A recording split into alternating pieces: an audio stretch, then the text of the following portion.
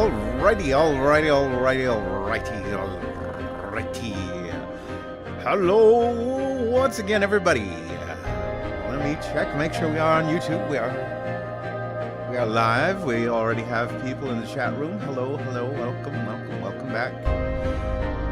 I wanted to actually play some more Suzerain yesterday, but good lord, Pal World is taking over my world. I'm happy for the Pal World people. I really am. But I'm happy for myself.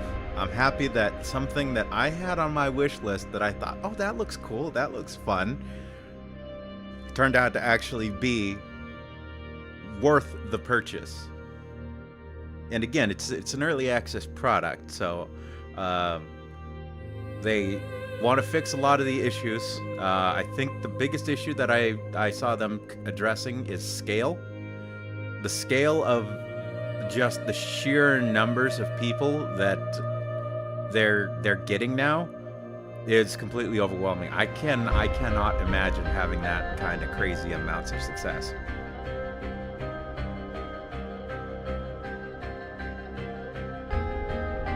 All right.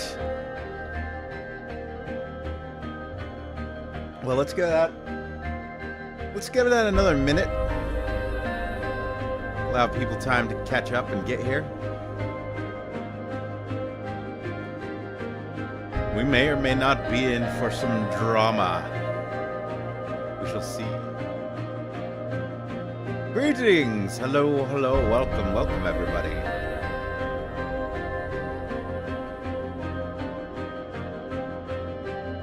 Give it about another 30 seconds or so and we'll get going. I am ready to get back to this. This is kind of my thing. I know there's a few new faces on the channel. You can speak to any of my long-time running mods or Discord members. I'm kind of known. I'm kind of infamous for playing a lot of different games. And my record for finishing games is, well, let me see. I think I can count it on maybe one or two hands. There's Alien Isolation. There's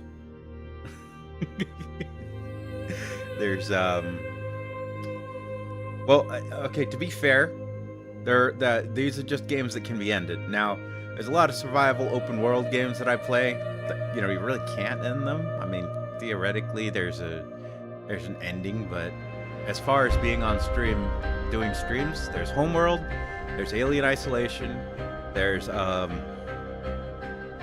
why was the last playthrough short?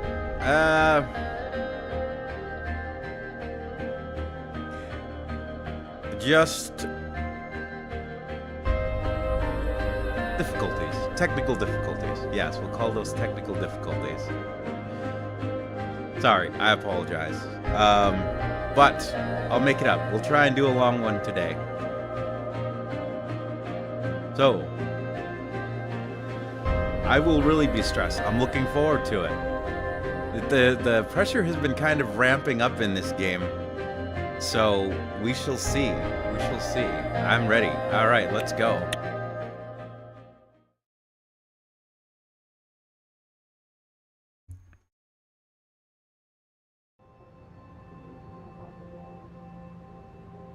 All right, let's pick up where we left off. Ministry of Justice files Urson versus Sordelin concurrence. Ministry of Justice reviewed Urson versus Sordelin case and put forward its concurrent opinion before sending a dispute to the Supreme Court.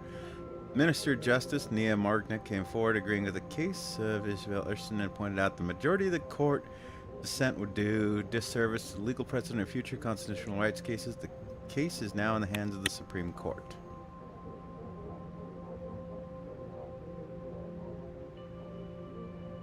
Right. So, newspapers. Where are the newspapers? Oh, okay. Oh, they're up here. They're hiding off in the corner. Overblown rights case appealed. Today, the politically motivated and controversial court case by Ishval Ersin has made its way to the Supreme Court to be reviewed. The governor of Bergia, Felix Braun, has dismissed the presence of systemic racism in the region of Bergia and accusations against his resettlement policy, citing that the Bludish are being influenced by the Bludish Freedom Front, who wishes to radicalize the people for their dark aims. All eyes are now on Chief Justice Hawker in the Supreme Court to determine if the case has legal grounds or not. Many justices have already come forward to dispute the claim that the Constitution is not being upheld by the state of Swordland when it comes to the treatment of the Bludish people. No. No stress. No, all stresses are from off of here. This is where I come to relax and have fun. Don't worry about it. A new mega project, more to port. President Rain has just announced the plans for a brand new port in Morgna. As per the announcement, Taurus Holding has been awarded with the contract and they will be taking over the daunting task that will be transforming the city. On completion, this mega project will provide a much-needed boost to the trade and infrastructure in not just Morna, but the entire Loren region. Central Bank Act, a stronghold for Swordland. I think we've already read these. Is that why they're in highlighted? Yeah, okay, these are new entries.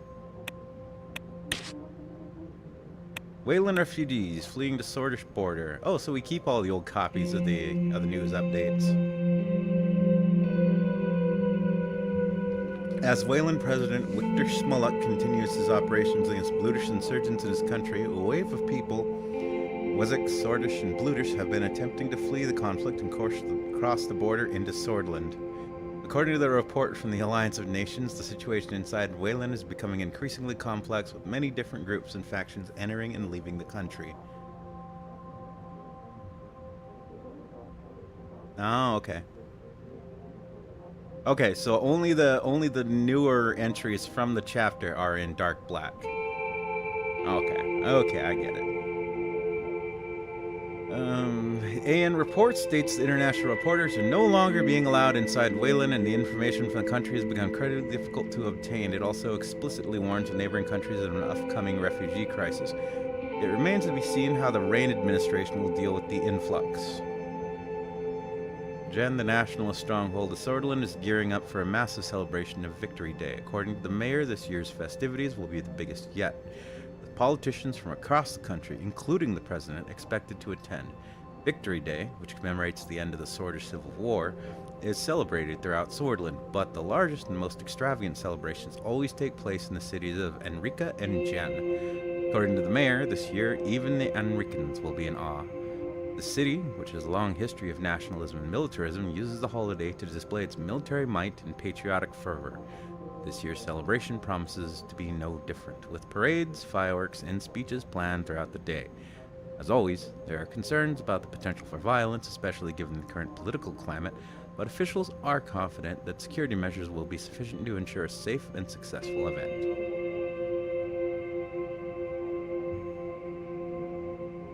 Swordland today has received an exclusive update about President Rain's constitutional reform processes.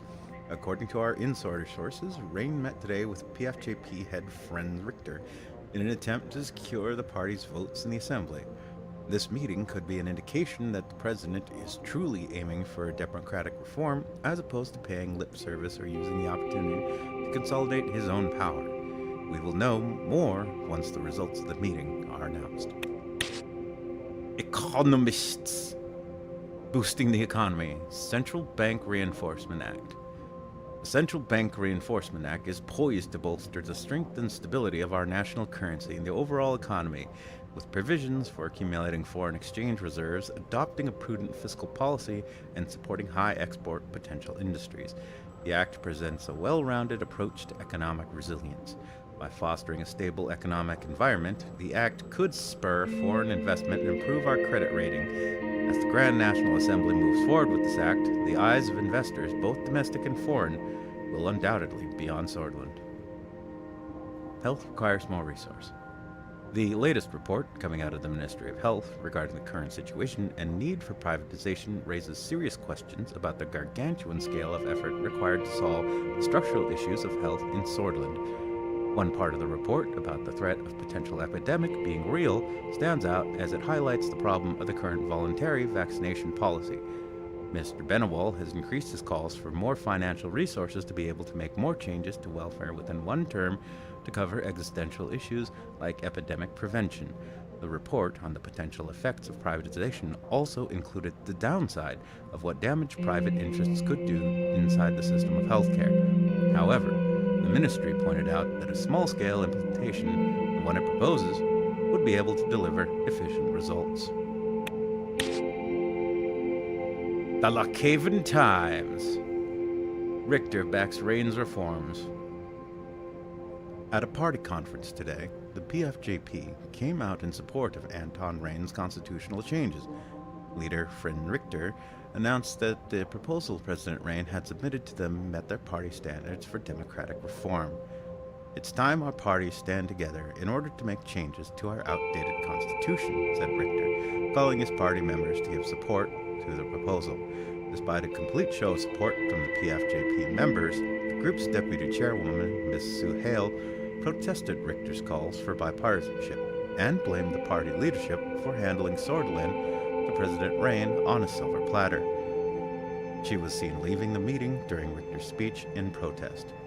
It is unclear whether the draft that will now go before the Assembly is Rain's original one or if it has been changed with Richter's input. It is also unclear if Ms. Suhail protests will gather support within the party against the proposal. What is clear is that with PFJP's votes, Rain chances of successfully passing the reforms in the Assembly just got a lot higher.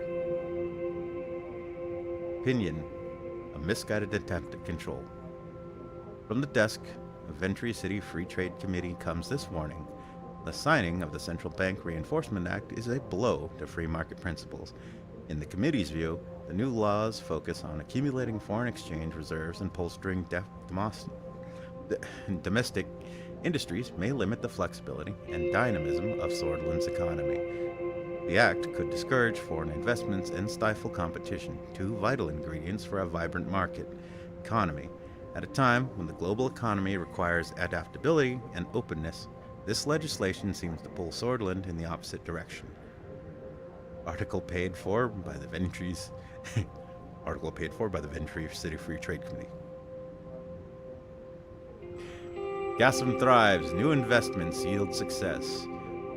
In a promising turnabout, Gassam is experiencing an unprecedented boom. Thanks to successful new investments, the company is expanding operations and hiring a substantial number of employees.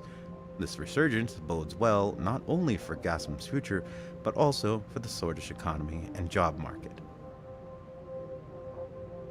The Central Bank Reinforcement Act, currently under consideration, could be a key measure in fortifying Sordlin's national currency and overall economy.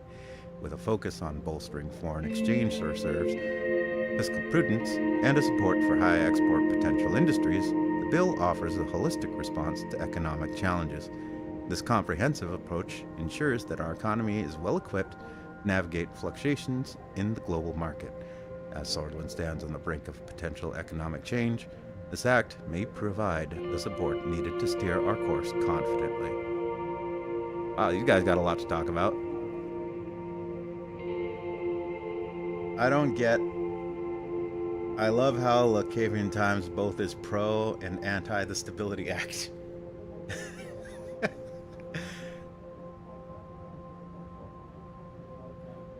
The recent resettlement order issued by Governor Felix Braun has sparked outrage among the Bludish population, as well as the Workers' Party of Bludia.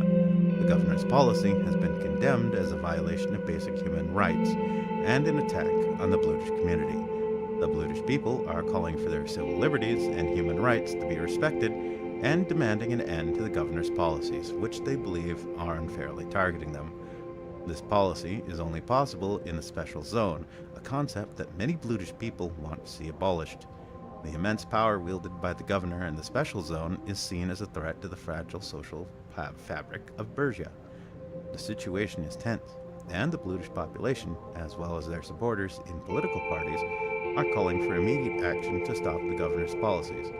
It remains to be seen how well this will play out. but many believe the only way to address the issue is to abolish the special zone and strip the governor of his immense powers. Oh my god! Why are they talking about everything? Oh, these are all old. They're all grayed out. Oh no, wait, no, those are the ones I just clicked on. Radical. Voice of the unheard. Urson case goes to the Supreme Court. Urson is right. Rain closes door to refugees from Wayland.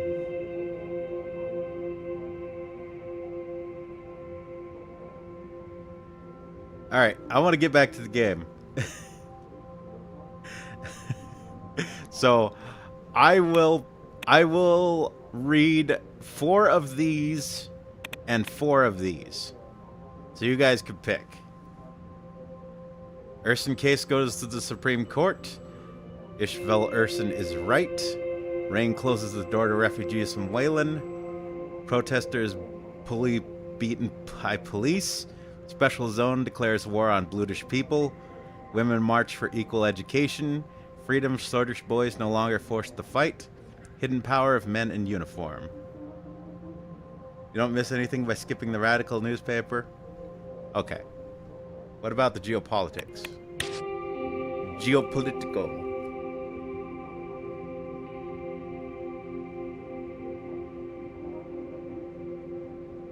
Should I read these then?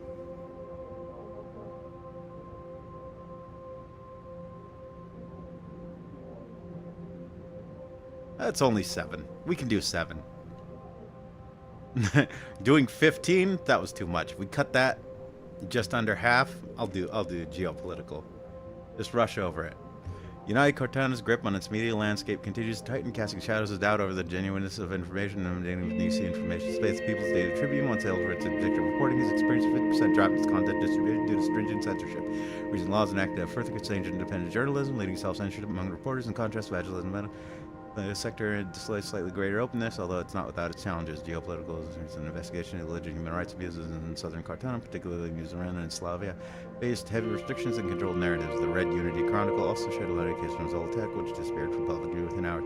As the majority in YouTube became increasingly skeptical of state-guided media areas, the clamor, transparency, and genuine reporting continues to grow. Thousands of protesters took the streets, protest government over the Headlands administration, appointing a new governor, demonstrators protest the Angolan governor from the Angolan mainland without hiding any local elections on the name of Angolan leader, telling Hagel, was clicked for the nation. Increasing tensions in Agnolia and Valles included there. So would make this demand with no aim to increase their control of the island. So the colonies are fighting with people, as always. Vice Secretary Chairman of the United Cortana is growing steadily, sparking potential leadership ruffle in their particular sense of leadership. Decided to anyway to these questions. Nobly on the amount of attachment of the reins of power in like the 20s and 4 decades. They're growing concerns that while becoming chairman in 1960s, much like African a little minute, making generally private, which is the Southern Cortana Republic, transfer power could sow the seeds for future instability, political unrest, and potential leads to procedures of one the Gulf Community's own test books, anticipating potential far-reaching implications could have Cortana in the next decade. Reports on Eastern Marcos show through aircraft carriers patrolling the American Sea, and the mess below, native force by protection and Stalford could interpret as a project ancient zone to say experts on the region. Sudden and simultaneous appearance of 2 carriers and 4 Navy cruisers, Suzerain Air Force. So they're basically fighting with each other. Operation Bear Trap begins. Oh, here we go. This one I'll read. President Smolak has declared the start of Operation Bear Trap against the separatist militant group that plagues northern Wayland, the Blutish Freedom Front. Rumberg, Agnolia, and Lesbia has condemned the mobilization order, citing the war crimes committed during the previous assault against the Blutish people, while Swordland has not made any comment on the matter. Watchtower of Human Rights said that they will be following the developments closely for any infractions on human rights violations. Swordland's diplomacy disappoints. A new diplomatic initiative presented by the Foreign Ministry has led to a major disappointment when President Rain went to Stallport, only to come back empty-handed. The meeting with PM Horton seems to have gone negatively, diminishing the chances for closer ties between the two countries. In a time when Swordland needs more allies, this comes as news of sorrow.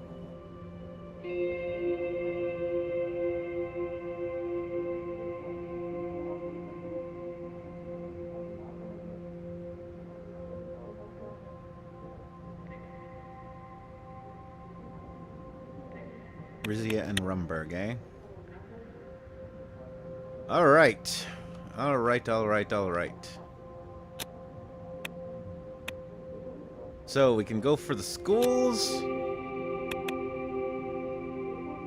or Gasoline. The National Business Council in Lukaven has reported a balanced energy market.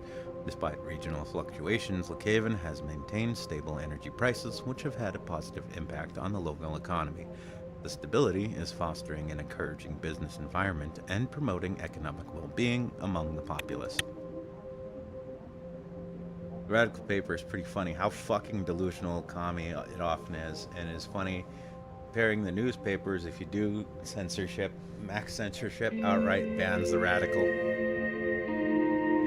Do you have Brotherly Alliance? What's brother? Is that in this game, or are you asking about a different game? I don't know what that is.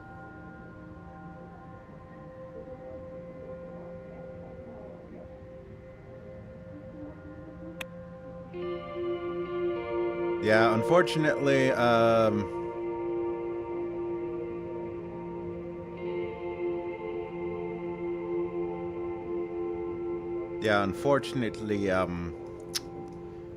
England decided to ask for far too much. They wanted me to recognize their island when I'm already hurting for money, and give them a ridiculously good trade deal. Couldn't do it. Well, before the shit starts, let's go for the good news.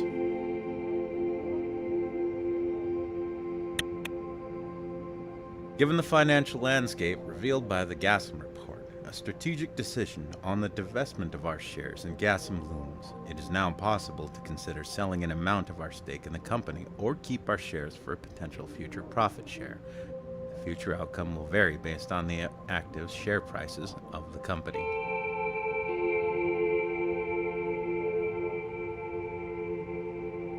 Think so?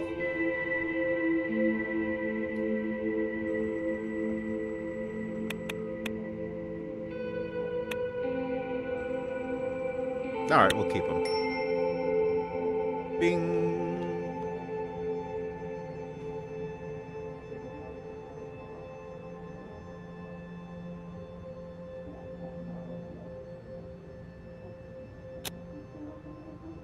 Alright, let's see what's going on in schools.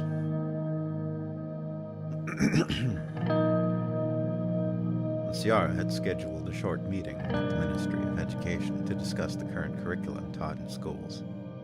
The ministry building was located in the government district right next to the Ministry of Health.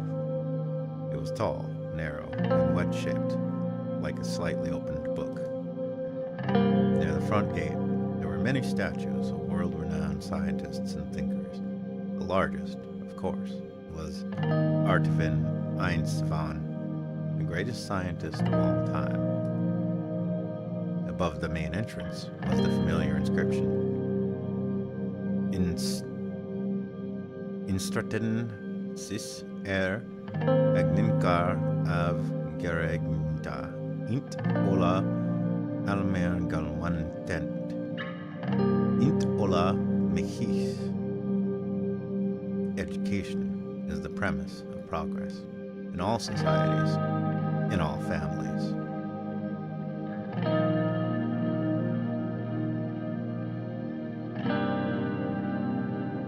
Inside the building, I was greeted by Ciara's assistants. They led me to a meeting room where she was waiting inside. She stood and gripped my hand. Good afternoon, Mr. President. Good afternoon, Ciara. I will cut straight to the chase. Our progressive reform of the Swordland education system is well underway, but there is one sticking point. It involves evolution versus creationism. Oh no. Here we go. As it currently stands, schools across Swordland can decide whether to include evolution, creationism, or both in their curriculum. Rural schools often decide in favor of creationism only, which puts students at a disadvantage when it comes to entering university. The effect is especially noticeable among young women. My suggestion is to make the teaching of evolution mandatory, and preferably ban creationism altogether. Now hold on there, Missy. You're going into some weird, crazy stuff here. When I grew up, we were taught creationism, and I turned out just fine. You were probably taught creationism, and you turned out just fine. What are you trying to say here?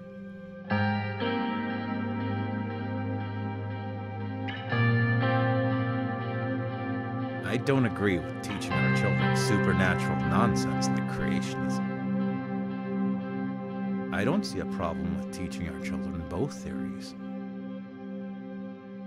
Evolution is the idea that ought to be banned. It's dangerous.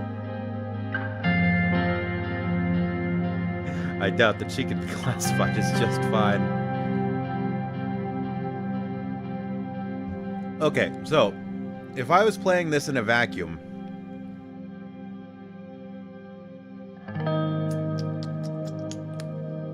mixed would definitely be a solid choice that I would make. See, I don't like the idea of forcing them to learn something they don't want to learn. And on either side of this, I think in the real world we've seen this play out very poorly. So my actual I don't know about game about the meta here, but I would definitely choose mixed.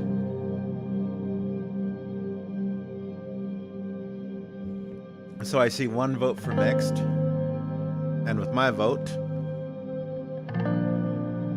3 is not an option. 3 results in school choice.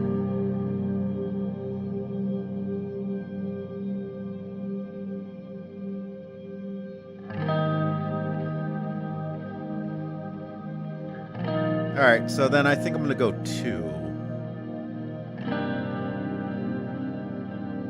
2. 2 is the way.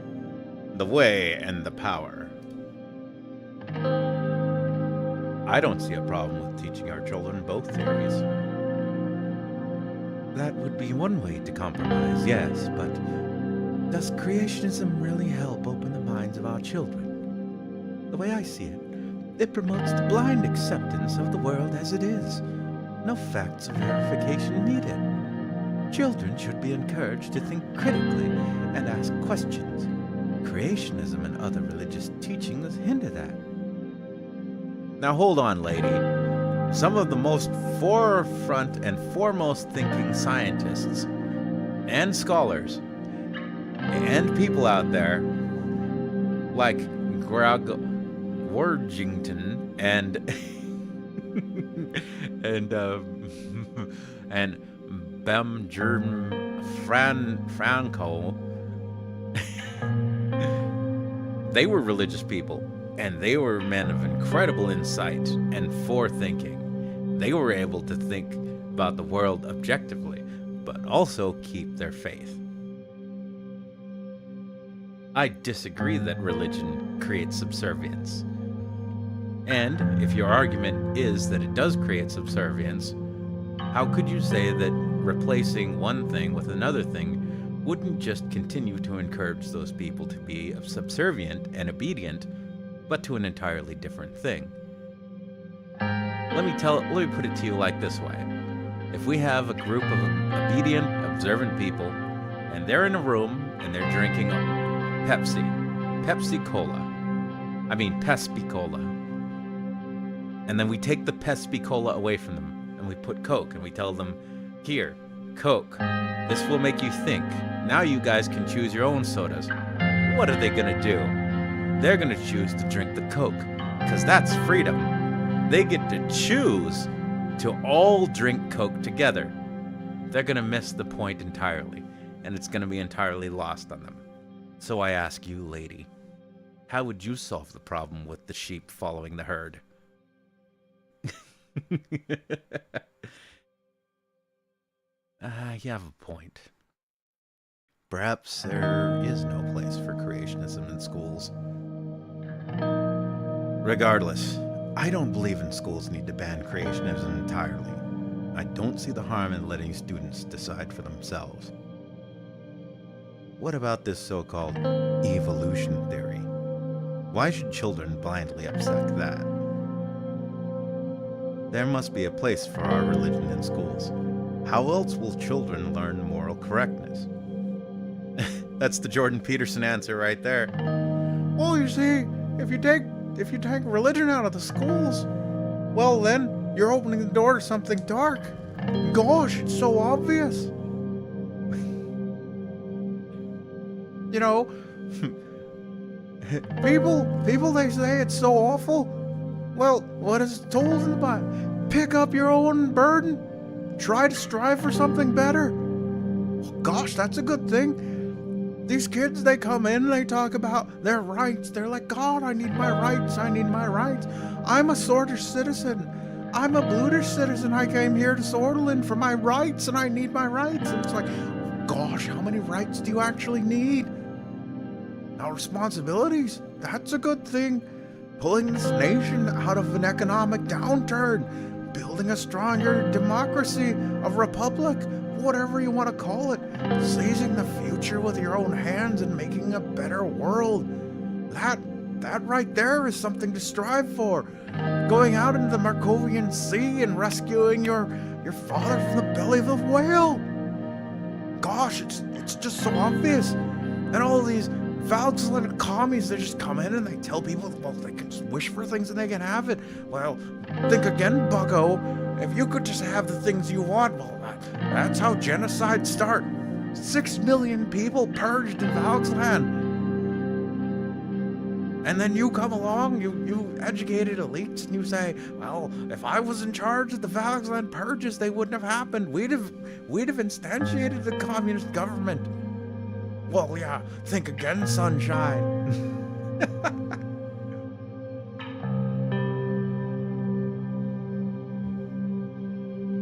I'm an agnostic, personally. But there is definitely something to be said about what exists outside of the sciences and the facts. But that's a whole deeper discussion.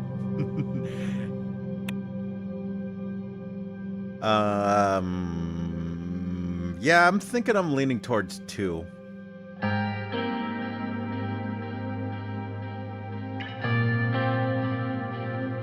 Although I don't think this would play out, but this would be, if I was actually to have a conversation with a rational person, this would be a fun thing to argue about. Because what we have discovered, even in our world so far, is microevolution, more or less. Macroevolution, suddenly just turning a T-Rex into a chicken. That's kind of weird. That's kind of whatever. But even then, the whole evolution thing doesn't necessitate being anti-creationism anyway. It's a whole can of worms. But it's funny, if you're a logically thinking person and not a person that just goes along with the flow, you actually end up in a situation where you end up questioning both sides. And you know what? All scientifically minded people should say, you should question both sides. In fact, if I was on this and forced to be on the scientific side, you know what I'd be saying? I'd be saying, good, question the theory of evolution. Do it. Do everything you can. Take a sledgehammer to the theory of evolution. Because it's just a theory at this point. It's not a proof. It's a theory. This is how science works. We come up with an idea, we test our hypothesis, we present our results, and if the results stand testing, then we go back and we take a sledgehammer to them, we test them again. And only after withstanding a bunch of testing are they considered proofs. Or more than theory, at least. I don't even know about proofs. But even those things, you should be skeptical about. Why? Because in the real world, outside of Suzerain, 100, 200 years ago, we knew there was no such thing as viruses, because we didn't even know what viruses were. We didn't know what bacteria were. You know what we knew it was? We knew it was bad air. That's what we knew it was. It was a miasmus. So you know what we did? We sent people who were sick up into the mountains, up into places with quote-unquote good air. And in some cases, maybe that would work, because there was a lot of pollution, there was a lot of sickness, there was a lot of nastiness in cities. So getting them away from all the nastiness, well, that's great. But what if they had a problem that couldn't be solved by just getting them away from pollution? What if they had some kind of bacteria in their blood that was causing them to die, and it was there, endlessly replicating itself in the body? But see, we knew it was the bad air. We knew it was the bad air. And that was proof. Nobody doubted it. Everybody knew it. It was the truth. See, this is why I'm a menace to both people who are on one side or the other of this argument. Because I can make fun of science as much as I can make fun of religion. Although I tend to have my leanings, but I'll keep those in my pocket.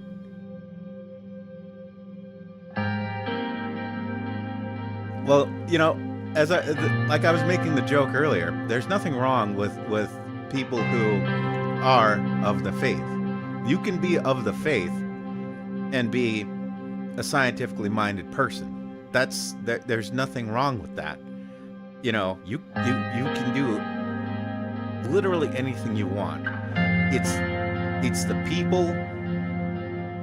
I think the best caution I could give to anybody who was to sort of walk the path of, let's call it tolerance. If you're going to walk the path of tolerance, what you would have to understand is be true to the things that you're trying to do. So to carry faith and to carry science in your hands, you would have to keep true to those ideas. Science is the process of solving the questions and investigating the mysteries of the world. The faith is about faith because it's of a greater thing that we cannot prove. These are the lessons that we learn and that we pass down to our descendants to maintain the order and structure of the world that we inherit and to pass it on to them. It's a whole complex thing, but you can do both things. But you got to go in with eyes open. You can't just willy-nilly pick what you feel like and be like, well, you know, this works, so I'm going to go with this for now. This works, and I'm going to go with this for now. You got to understand, that's a very hard path to walk. That's more or less why I'm an agnostic. I actually do lean quite a bit towards being a faithful person. And again, not going to go too much into the personal of what I believe, but I do honestly have a lot of faith in me, but I'm very much a scientifically skeptical-minded person as well, so. We're derailing.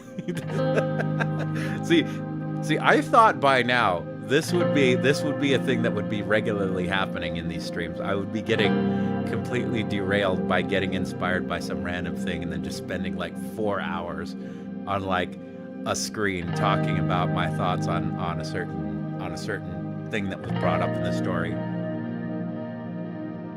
Anyway.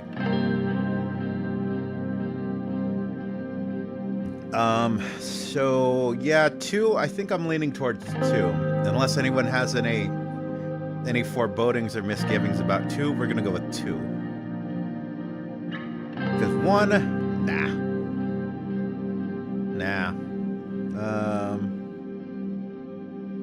But that's a little too heavy-handed unless I want to go the Jordan Peterson route. Actually, I don't even think he would, so that's a little heavy-handed.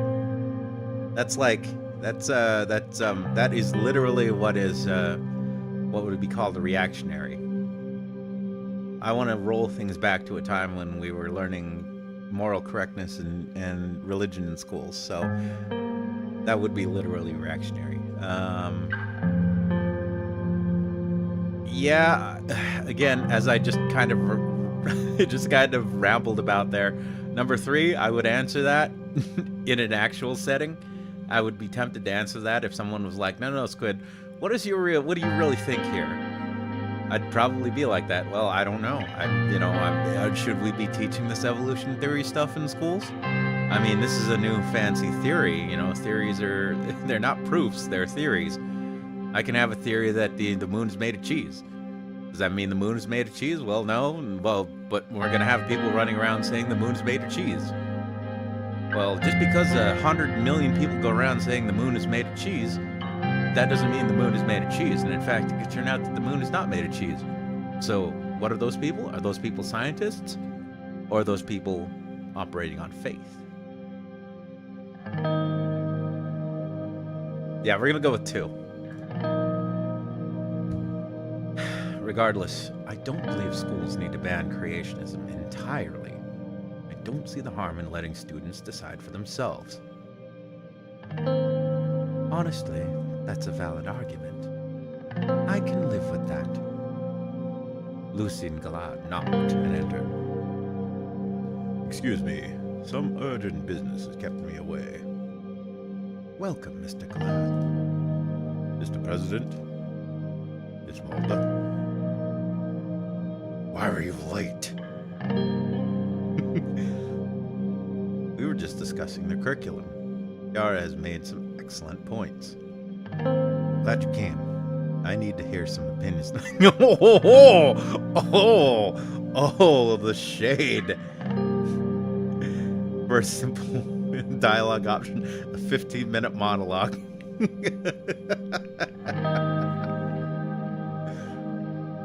Imagine having to live in my head all day, every day. I kind of see things and I walk out. I think this is probably why I'm artistically leaning. Is like I see things and I'm just like, interesting. And then I go to sleep and I have dreams that most people will call nightmares, and I wake up and I'm like, that was weird.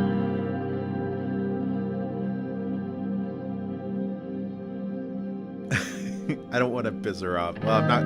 I'll play the jerk route on another run, maybe. So, I mean, that might be a question, but it's a little rude. I'll be polite here. We were just discussing the curriculum. Sierra has made some excellent points. Very well. Let's hear them. Continuing from my previous point, it is my conviction that we should require the mandatory teaching of evolution in Swordland's public schools and cut creationism completely out. If we want children from rural areas to have the same opportunities as their urban counterparts, this is the way.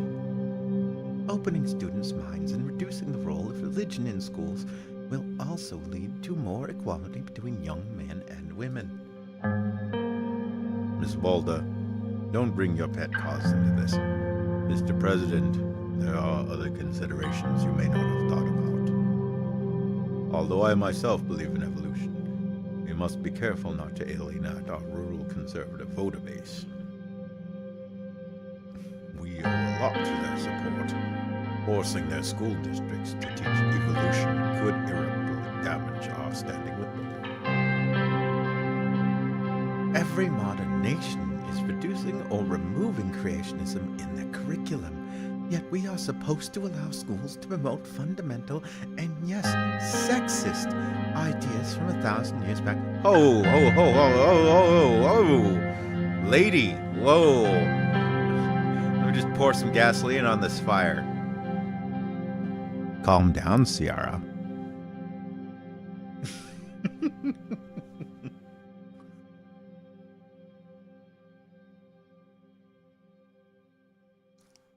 No, actually, let me pour some more gasoline on it. Lucien, don't mind her. She's having a woman moment. Okay, we'll just wait for her to calm down, then we'll go back to business. Just let her wear herself out.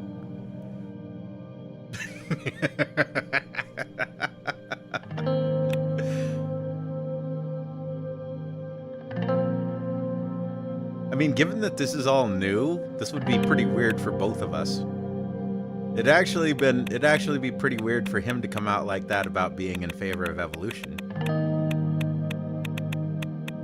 Although, yeah, we'd both be pretty open-minded as far as it goes because of our backgrounds, I think, so.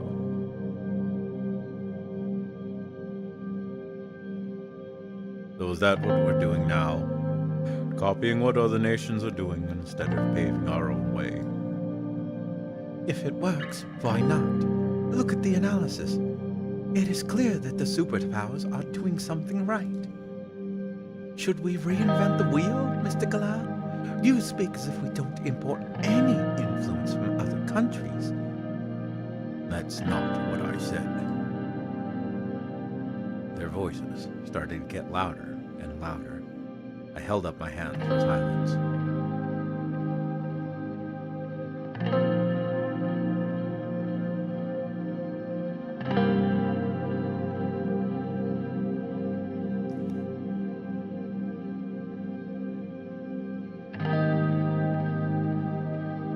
We can still allow creationism to be taught alongside evolution. Yara, you could live with that. Evolution is the way forward. Creationism has no place in the public school curriculum. Schools should be able to teach creationism exclusively.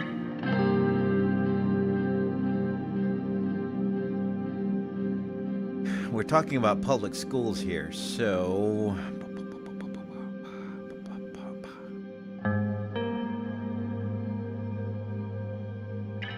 Schools should be able to teach creationism exclusively. Evolution is the way forward.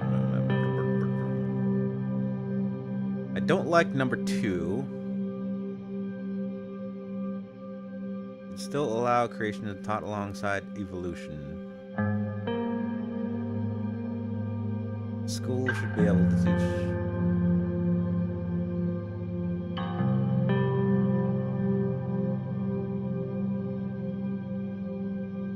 I think I'm gonna have to go with 1 because Lucien made a good point. Even though he believes in evolution, he doesn't want to alienate our voter base.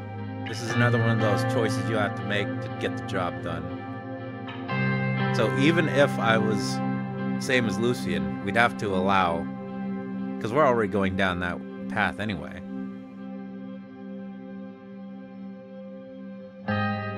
Yeah, I'm gonna go with 1. We can still allow creationism to be taught alongside evolution. Yara, you could live with that. Yes, although I won't like it. I still believe schools are no place for religion. I won't like it either. You'll have to prepare to lose a lot of voters. Ciara looked me in the eye. It is your decision. Don't forget, future generations of soldiers' youth are counting on you. From now on, creationism shall be banned and only evolution will be taught in school. I will make the teaching of evolution mandatory, but schools may promote creationism alongside it if they wish. We will stick to currentism.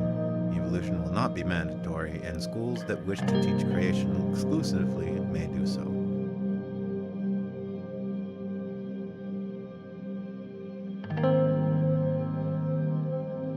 So, extreme middle path.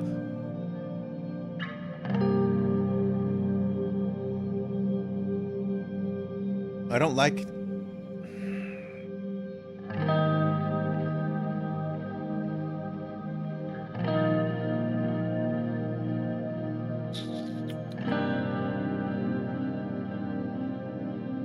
I don't like this one, but I'm leaning towards number 2.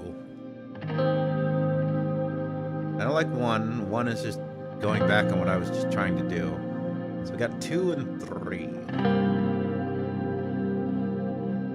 I'm leaning towards 2. 2? Any complaints?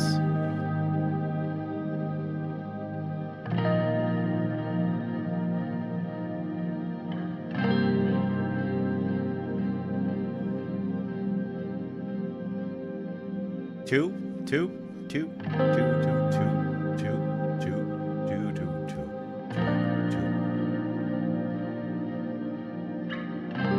Unfortunate, but it will have a better outcome than banning creationism altogether.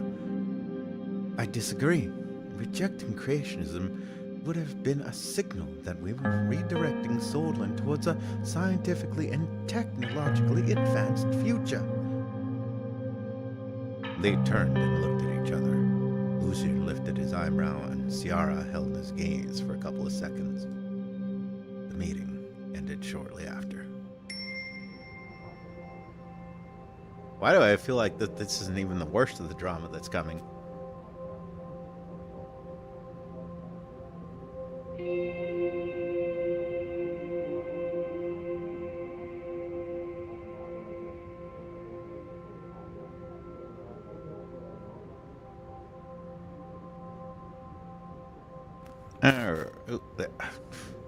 Bumping things. Alright.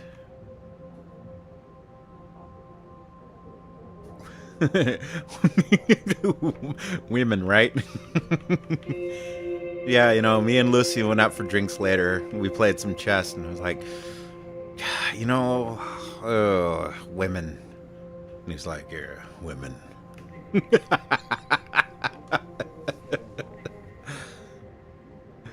Hey, it's the 50s. Nobody would get angry at us for doing that. I'm not making any representation on that being right or wrong. But it's the 50s. That's probably what we do. Go out, hang out with the boys, and be like, oof. Victory Day Parade, and what else?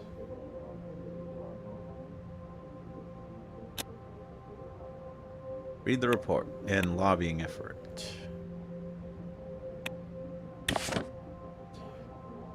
Gesaro Cabana is preparing a bill which aims to unify Swordish education by making Swordish the only language accepted in educational institutions, excluding specific foreign language studies.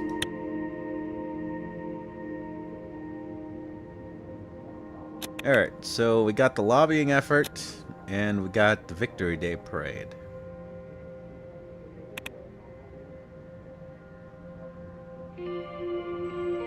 Is there anything new from the newspapers? Gesaro raises the Blutish question. That's, you never want to put it like that. The question, the blankety blank question. That's not something you, it's we here in Swordland, we disavow any of the talk about the quote-unquote question dialogues. We distance ourselves from it. We condemn all quote-unquote blankety-blank question dialogues. Yesterday, in the Grand National Assembly, NFP leader Casario Cabana proposed a law that would make Swordish the only language accepted in educational institutions, boldly standing up for Swordish culture and tradition. This law, the Unified Education Language Act, is squarely aimed at the Blutish community, whose integration in Swordish society has long posed a problem. Educating children solely in the official language of this country will help cement their Swordish identity and quash the threat of Blutish independence in Swordland, said Cabana in his speech to the Assembly. Dyer prepares for Day of Dissension. The state of Deers is busy preparing for the Day of Dissension, the annual celebration of the founding of Nirity. Though religion plays a smaller role in the Swordish daily life than in years past, the day still holds special independence for many Niritists, thousands of whom have already begun undertaking the pilgrimage to the tomb of Saint Dost. The cathedral in which it is located, Deers Arch Sanctuary, is currently undergoing renovations set to be completed in time for the festivities. In accordance with the presidential tradition, Anton Rain will be making an appearance at the event. Nationalize the Big Four now. As the debate about privatization versus nationalization intensifies in the capital, the Allsard Post firmly believes that President Rain should come down on the side of nationalization for all. of the so-called Big Four companies, including the currently fully private Heart of Sulfur and Bergia Steel. Full nationalization would prevent price gouging and prevent CEOs like Marcel Caranti from consolidating power, but even the government taking minority ownership of both companies would go a long way towards ensuring they act according to state interests. 1 hour in and nothing happened. We are 1 hour in. We got to make up for the 15 minutes, though. It's all Ciara's fault. Blame it on Ciara.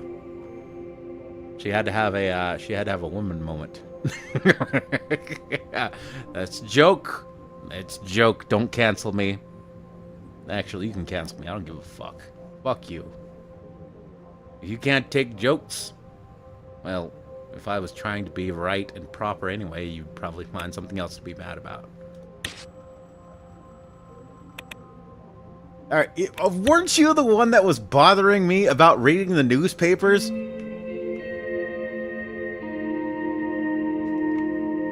See, there is no pleasing you. I said there's no pleasing you.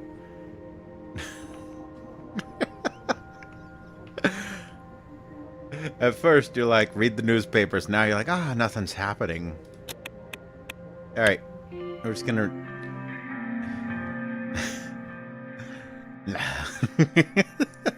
Alright, you know what? How about I just end the stream and go back to streaming Pal World? How about that? Well, that and read the newspapers? Read the newspapers? Sergei drove us to the city of Jen, the stronghold of Swedish nationalists, for an event organized by the opposition parties to discuss current events. In reality, it was probably a publicity stunt to show Swordland that the leaders of the assembly could sit around the same table. The National Front Party, which governed the city, undoubtedly had the biggest hand in the organization of the meeting. It was not a coincidence that it fell on Victory Day. Today was a day of special symbolic importance for Swordland. Every year, on the 14th of March, proud patriots from all ages gathered to celebrate the end of the Swedish Civil War and Darkin Sol's victory. Jen had survived one of the worst atrocities of the war, and its Victory Day celebrations were the most jubilant in all of Swordland. Originally, only Peter and I were scheduled to attend, but after learning about new developments with the Ishval Urson case, Nia Mordna was invited as well. Representatives from both the PFJP and NFP had told us they wanted to talk about the case in more detail.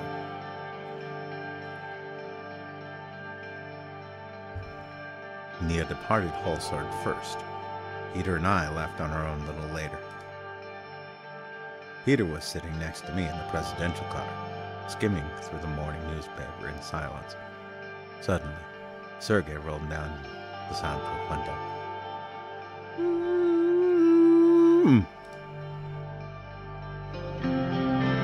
Mr. President, Mr. Vice President, we are about to arrive at the Jen Center of Culture. Ms. Morgna had already arrived, and she will be waiting for you. Peter raised his hand to look out the window. He folded the newspaper and laid it beside him. Wow, that was too comfortable a drive to have been here this fast.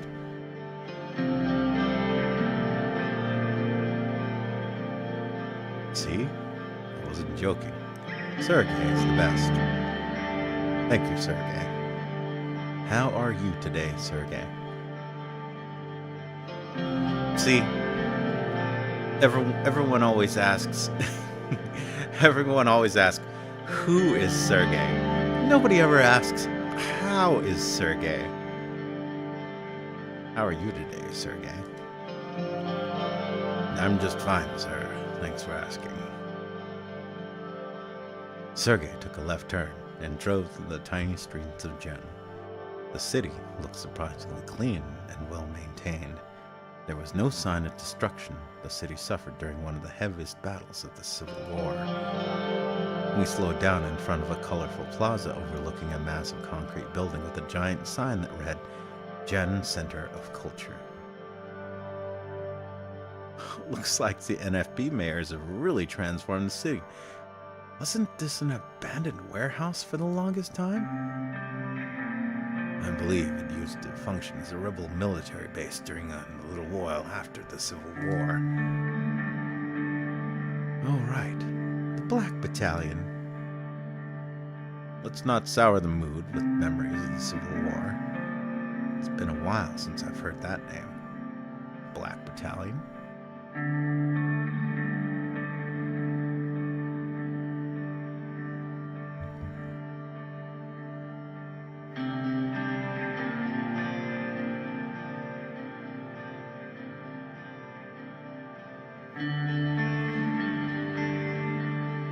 If you remember, they used places like this to organize in the 30s. Luckily for us, this all ended them long ago. Well, maybe not all of them. Their democratic counterparts, like the young swords, lived on after all. Sergei stopped the car and went outside to hold on the doors. There you are, sirs. I hope you have a great day. We got out of the car and walked towards the entrance of the building. Every spot around us was decorated with flags of Swordland. A comically large amount of flags almost fully enveloped the buildings around the plaza in maroon, white, and gold. At the entrance. Okay. Pause. This feels like a, what's it called?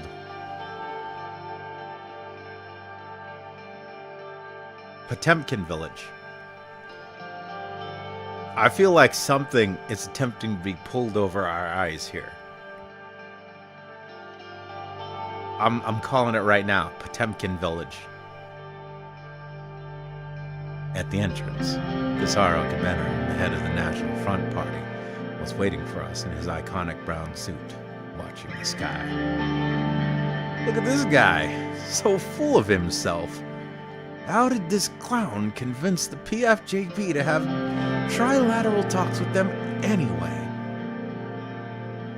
Probably the same reason why we're here. It's Victory Day, remember? Honestly, it says more about friends than the PFJP. He's a dangerously competent man, Peter. You should be cautious with him.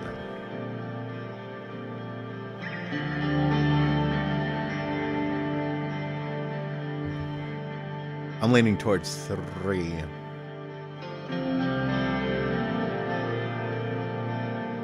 Always overestimate your enemy. Never underestimate anything.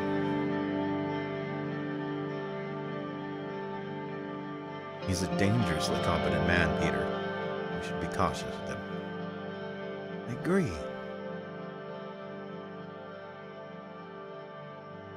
No, it's just the center of the nationalists, like, Revolta town in the Trinity, Texas. Ah. Thank you for being here on this glorious day, Mr. President and Mr. Vice President.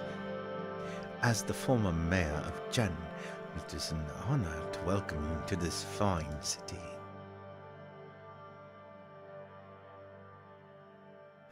Thank you, Mr. Cabana. It looks like you were a good mayor. Maybe you should just think about running for local office again. It's good to be here. Shake his hand in silence.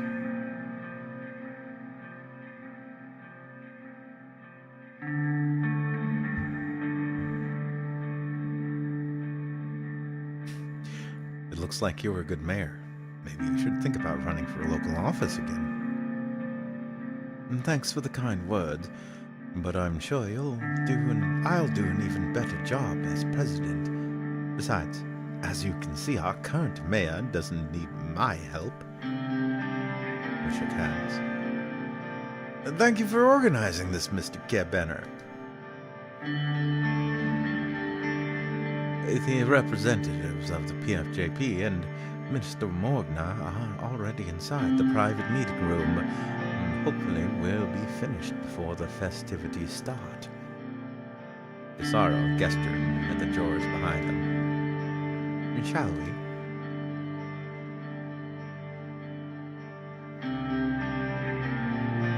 Ooh. Please. Please. Nod.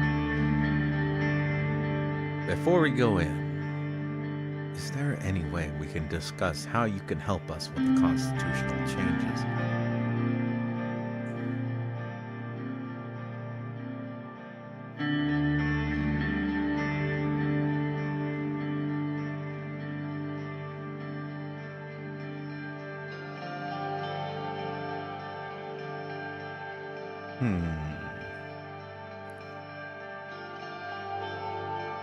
So, start business or just proceed?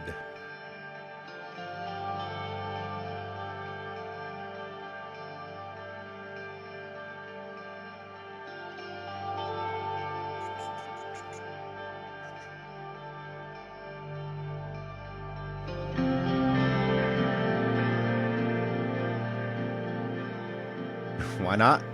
Why not?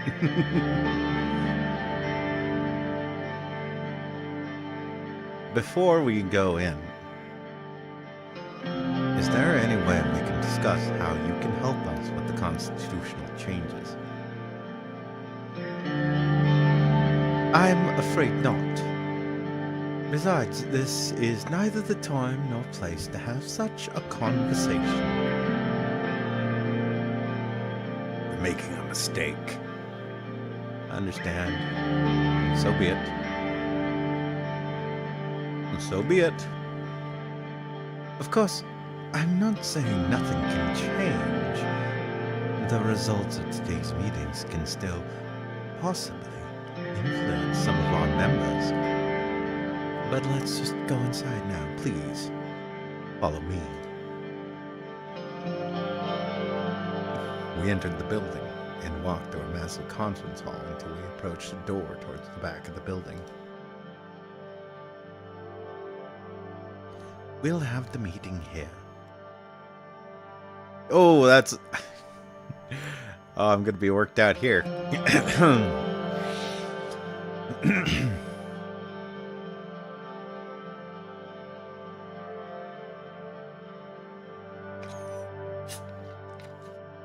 Excuse me. Gonna just get some punch soda from the supermarket.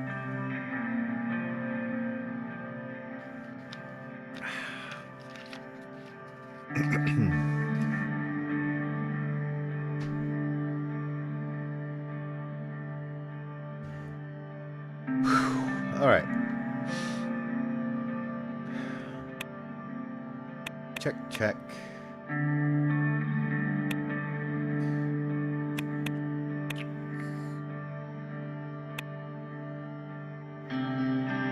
Okay, this is gonna get all kinds of scuffed. As soon as we entered, Nia came to greet us. After showing our seats, Kasaro sat down next to his deputy, Remus Holstrom. This is such a meaningful day. Thank you for coming here on behalf of your parties. But despite the festive atmosphere, we and the PFJP want to raise a few important concerns about the worrying state of affairs in Swordland.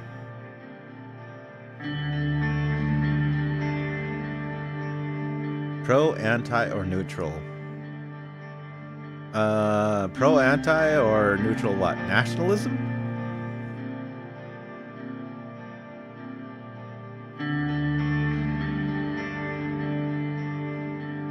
Blutish? No, I'm not pro. I'm definitely not pro. I mean, even if I didn't... I was actually already leaning against Blutish because... And that was even before knowing, having a little bit of spoilers thrown in my way. And I'm not complaining, but I'm not pro Blutish. And you know what? It actually is more or less in line with how I kind of see things. Why would you go somewhere, right? Let's say there was a magical nation somewhere in the world. All they did all day was eat apples, right? And those apples, for whatever reason, they had enough nutrients in them to make sure that, you never had to do anything except eat apples. So you get fresh apples off the tree, you get apple pie, you get apple cake, you get apple juice, you get apple whatever, because the apples and their byproducts give you everything you need. And then one day, you decide, I want to move to apple country because, like, it looks cool, and there's so many people there, and they're like apple people, And you come in and you're like, well, every place needs to cater to me because I don't like apples. I hate apples. I absolutely cannot.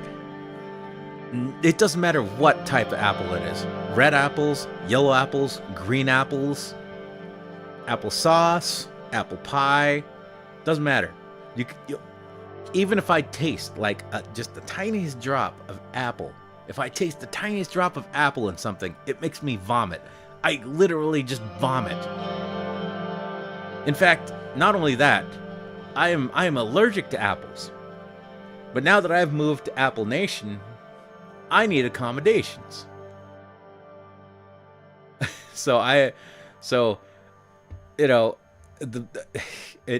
feels very much like the issue with the Bluetish people is that they're coming in and trying to exploit the special zone to set up their own special little considerations. And it's like, I don't like the special zone anyway, so we are in agreement, but we're in agreement for definitely different reasons.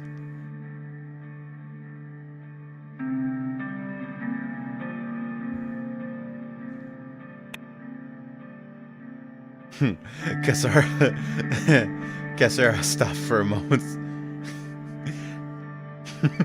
But despite the festive atmosphere, we and the PFJP want to raise a few important concerns about the worrying state of our affairs in Swordland.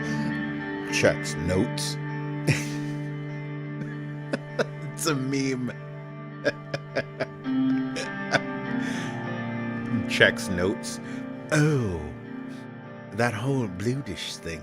Oh my goodness.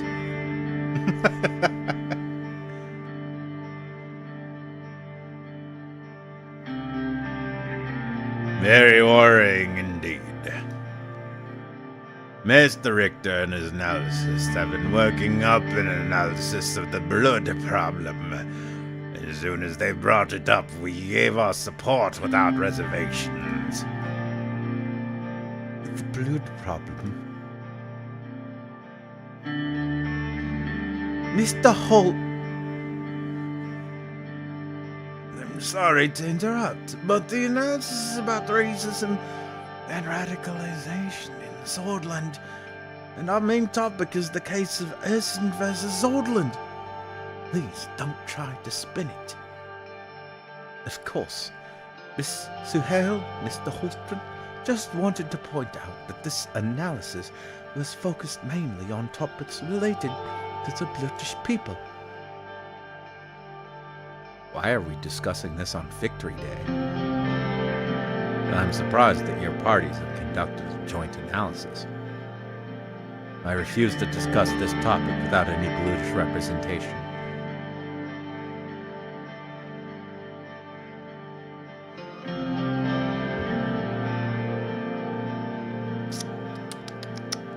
Ooh. Now we're getting spicy.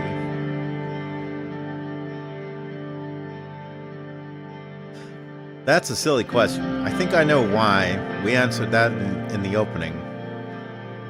It's either a political ploy or whatever else. So that's number one is out. I'm surprised that your parties have conducted a joint analysis. I refuse to discuss this topic without any Bluetish representation.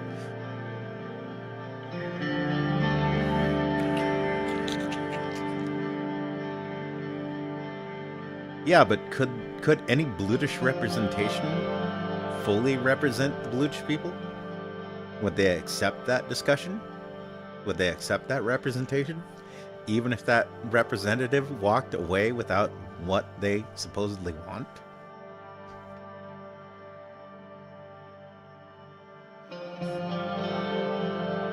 Three? Think so? I'm surprised that your parties have conducted a joint analysis. 2, and yes, there is one Blood who can.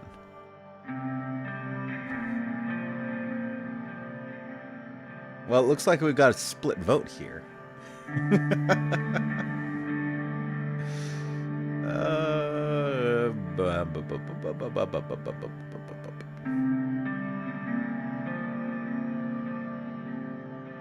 We don't have to commit to anything, though. Let's hear him out.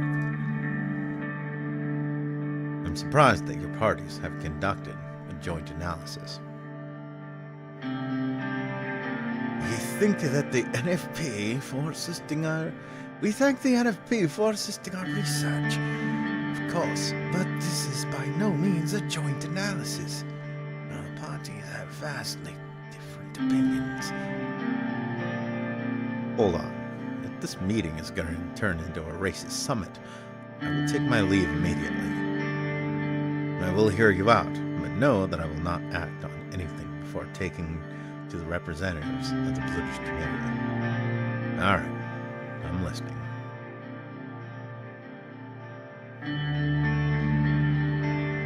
So we're here to try and appeal to the racist nationalists, if you want to make it that two-dimensional.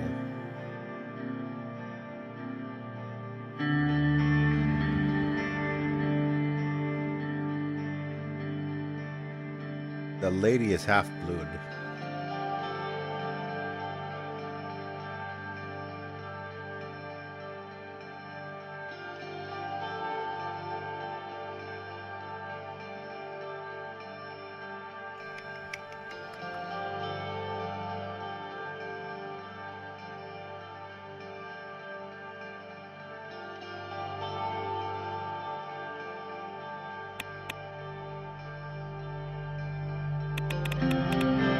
This lady?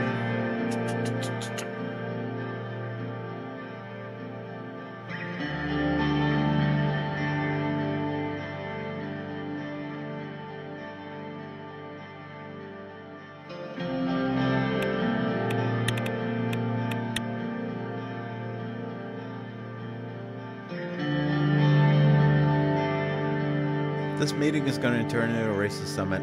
So that's just wasting time here. I could have just left immediately.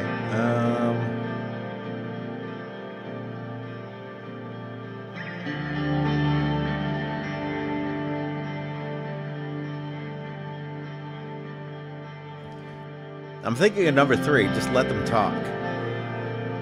Objections?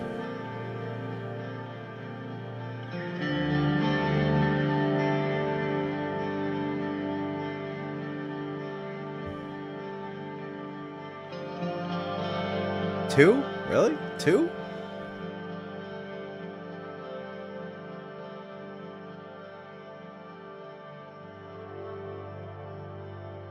Oh, you changed your mind. Okay. All right. I'm listening. Well, let me read it again and see if if you meant the first one. I will hear you out. But know that I will not act on anything before talking to the representatives of the Bluish community. All right. I'm listening. 3, 2, 1. Game over, yeah. 2. Really? 2? Okay.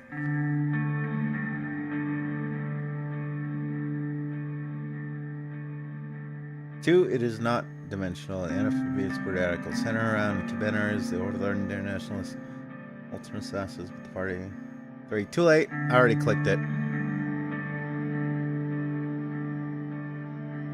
Let's get back on track, ladies and gentlemen. And gestured at friends. I want to give the word to Mr. Richter to explain the issue. Thank you. Our analysis of the current tensions between the Blutish and Sardish population in Sordland displays a worrying picture. As much as I hate to say it, the threat of the Blutish Freedom Front is getting real again. The situation with Rumburg and Wayland is very concerning. The increasingly discriminatory actions of the governor of Bergia are resulting in the radicalization of many young Blutish people. Distressingly, the number of radicals have almost doubled after the implication of our armed forces in the Operation Bear Trap. I must also point out that the recruitment numbers of the BFF have significantly increased within nearest communities. Peter frantically looked through his papers.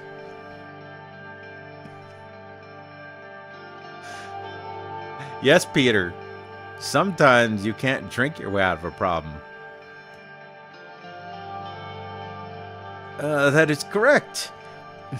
The reports show that the 39 nearest sanctuaries in Bergia are now classified as red threats by the authorities. Remaining threats of priests in the region are also suspected of having ties to the BFF.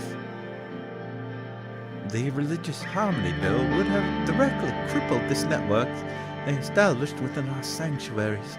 As the threat the BFF poses is a direct one, the issue requires direct actions that would bear direct results. I'm disappointed by the lack of action taken by the USP administration.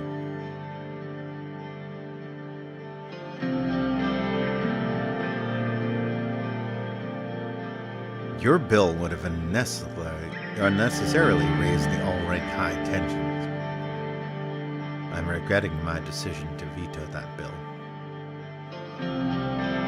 Your bill would have made everything worse. And what do you suggest we do?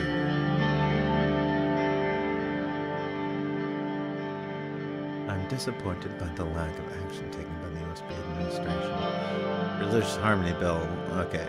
And that's the one I vetoed.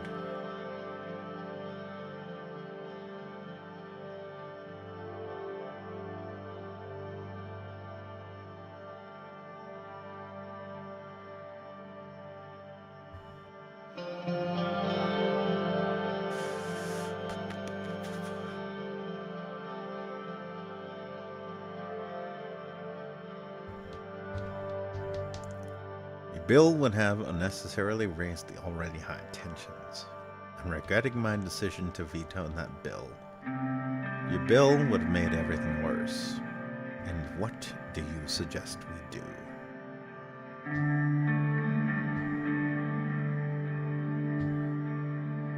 Let him talk. I'm leaning towards 4. Bill would have unnecessarily risked the already high tensions. Yeah, and that's why I didn't like it. Pouring gasoline on a fire. Would it have been the correct thing to do? Yes. But about 5 to 10 years before you created that bill.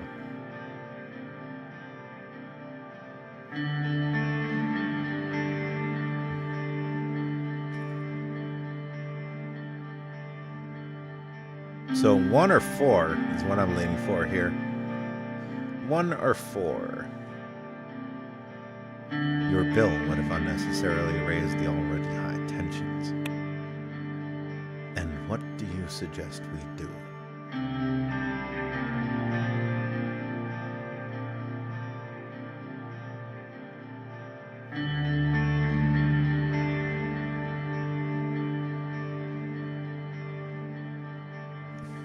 All right, 1 it is. You did well by vetoing it, Mr. President. Our suggestion is to finally enforce the official language of our country as stated in the Constitution. We are working on the Unified Language Act. It is directly aimed at the breeding grounds of the Blutish Freedom Front. The police have infiltrated 32 BFF training grounds in remote towns around Berger that posted as middle schools. Despite all the evidence, similar schools keep popping up. And so-called activists are currently blocking Governor Braun's attempts to stop these schools, claiming he is attacking the right to language.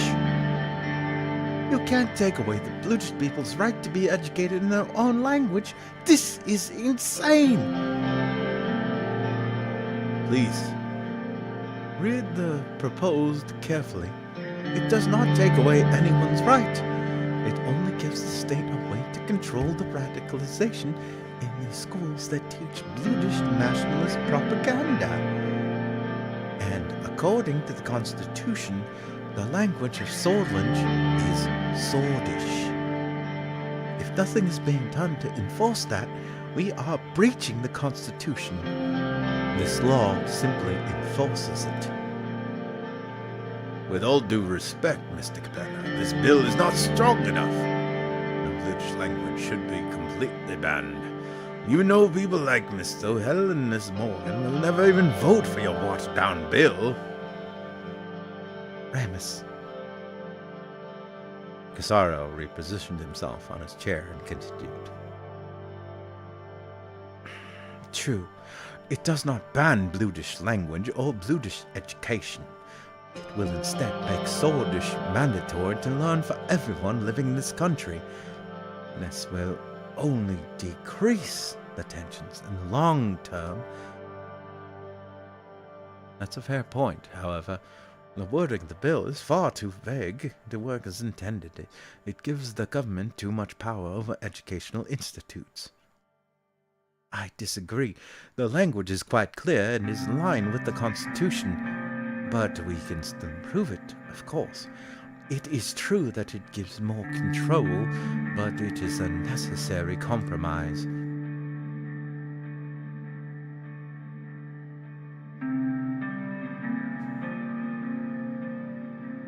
I'll sign the bill if it reaches me. I'll have to read it in detail to decide if I can support it. I don't see how this helps with the situation. Even if the Assembly supports it, I will surely be using my veto on it. Swordish is a recognized language in the Constitution. Well, I mean, if Bludish people are going to start arguing about constitutionality, even if I thought Casaro was a literal Nazi, he's making a good point. Swordish is the Swordish fucking language. And that sounds like a you problem. Because you can either choose to accept the fucking written constitution when it suits you, and accept the written constitution when it doesn't suit you, or go the fuck back to where you came from.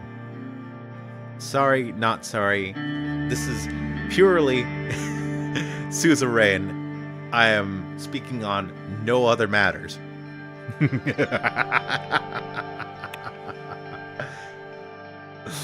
Swordish for the swords. I'm leaning for 2. I'm leaning for 2.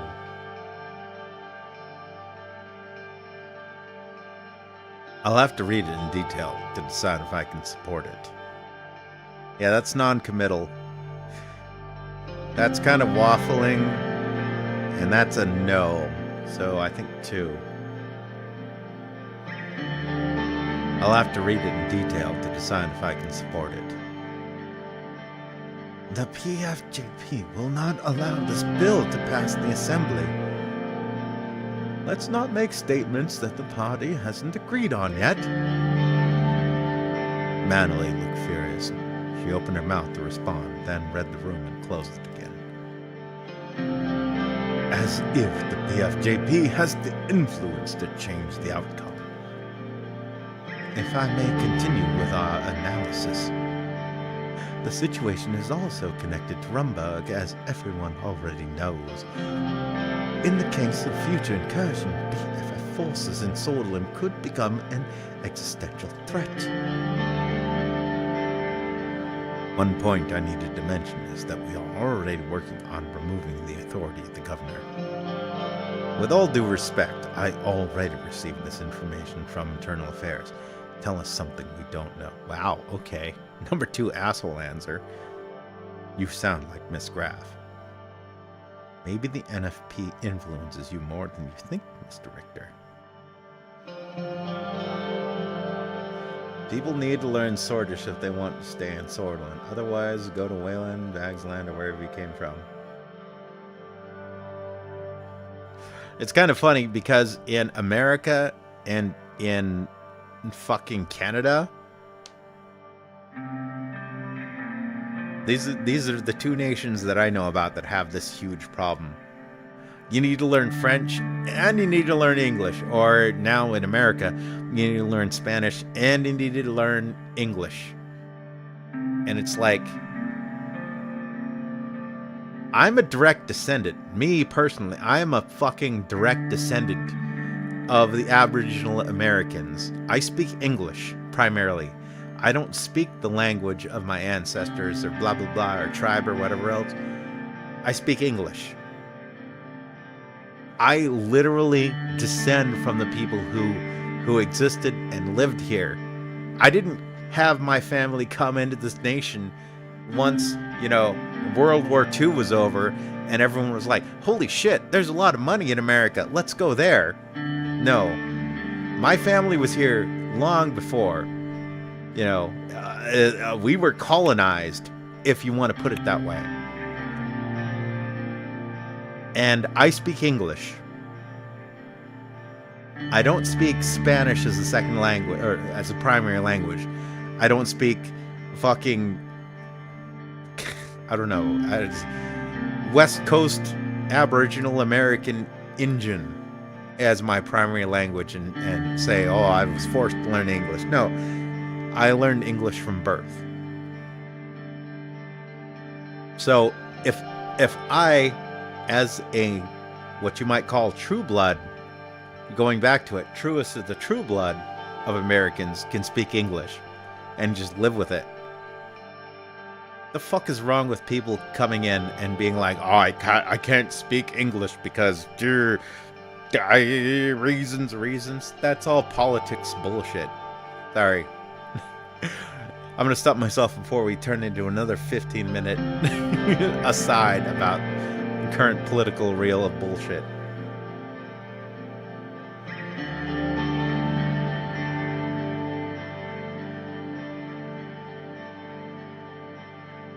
Baron is the build difference from pre 2.0. But no, even in pre 2.0, sighing is the right thing to do. It is unpopular with the bloods, though.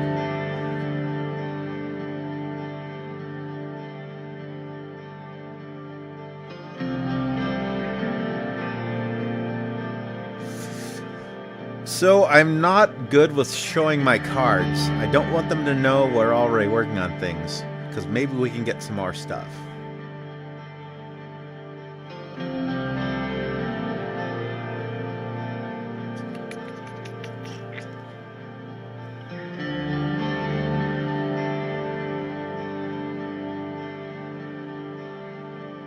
So 3 and 4. In this case, I think it's between 3 and 4.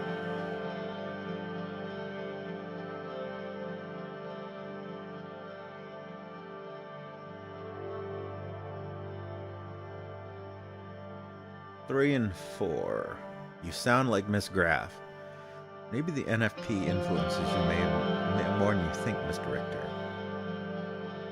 To be frank, the U.S. progressive politicians block Latinos from learning English. Put people who can't speak English in English courses. God is. One, everybody supports that. Really?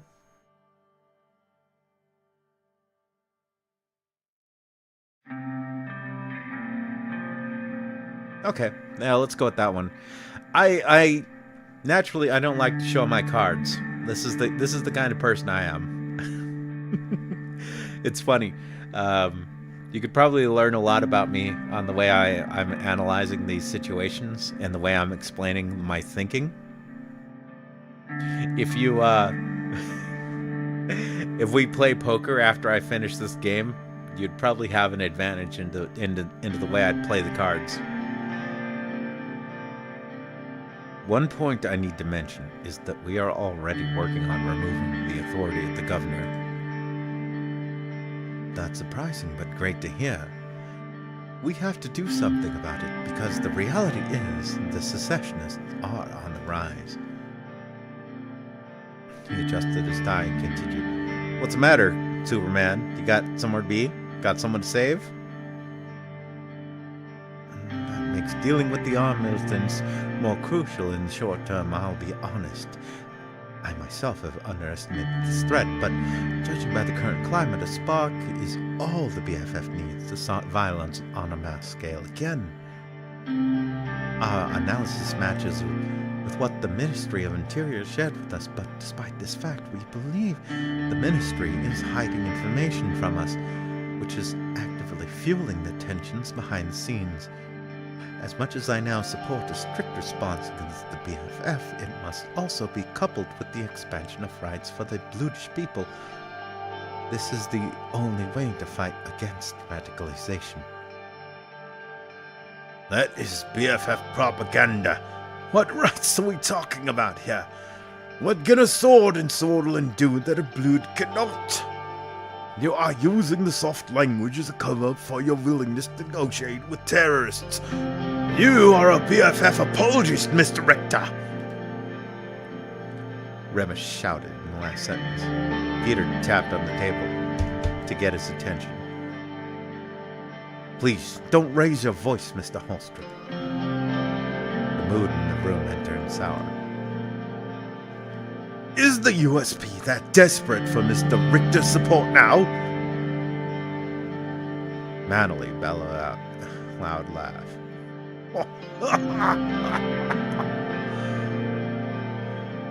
Oh.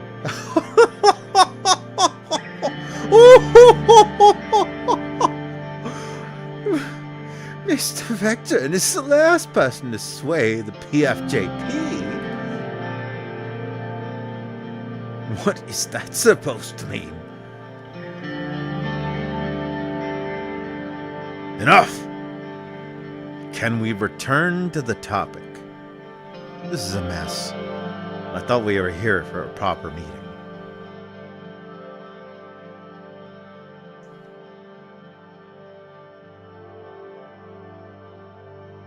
Enough.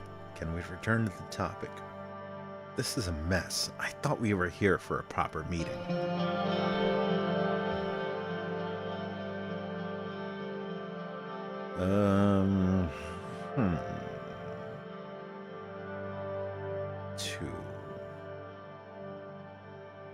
Can we return to the topic? Casaro and Peter nodded. You heard the man. Please, finish your point, Mr. Richter. Yes, our administration should take all possible opportunities to expand the rights of our Bluish populace while stamping out the BFF militants in parallel. This must be the long-term strategy. However, we require your support with the more pressing matter. This might have very significant consequences for our Bluish citizens and may serve as a dangerous trigger if we're not careful. Friends gestured at Manley. She carefully placed several pieces of paper in front of her. Mr. President, Mr. Vice President, and Ms. Minister, as you already know, there is a major Supreme Court case at the moment. Ishmael Medicine is suing the governor of Berger, Felix Braun, for infringing upon the liberties of Bluish people and demands that the Constitution be revised. Because of the argument and the implication, Felix Braun, and consequently the very Constitution of Swordsman, is under trial. The fact is, he needs to be punished, and the Constitution must be reviewed. I am aware of this case. In fact, we are already working on revoking the current special zone status of Berger. We are already aware of the case. Please explain.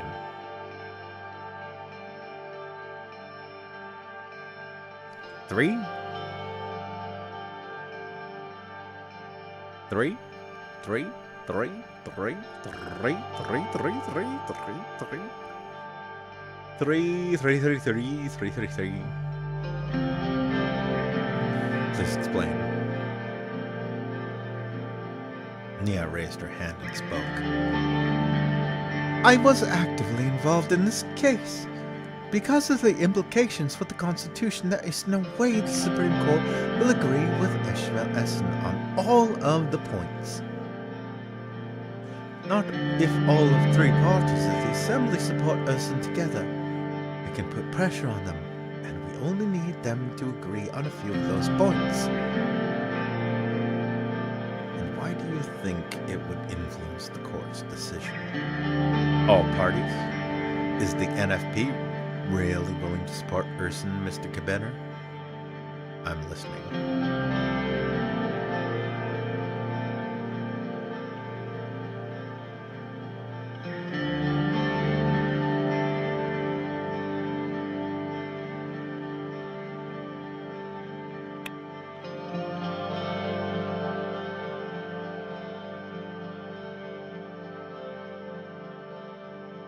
I think he's coming in to help us here.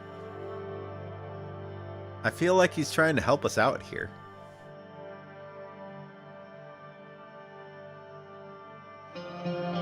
If we all come together, then we can make Ishville win his point in court.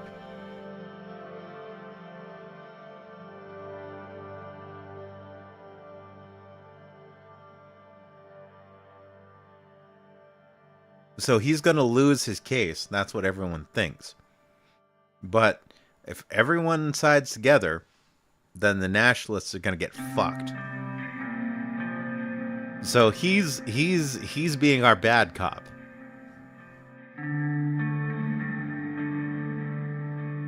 Am I missing something here?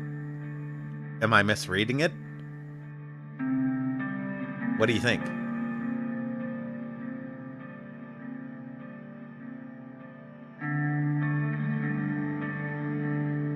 It is Old Guard versus Bloods.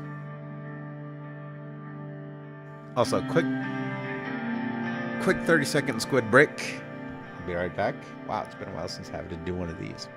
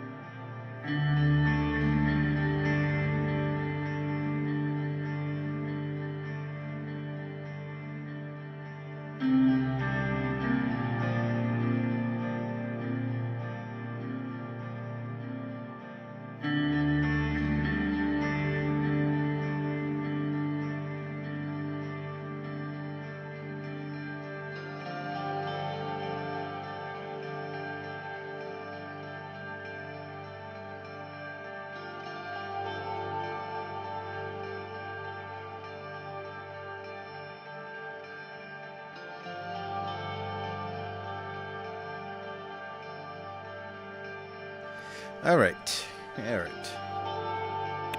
What do we got on chat? It's Old Guard versus Bloods. Nationalists are on the side of the Bloods slightly. So we're walking a tightrope, more or less.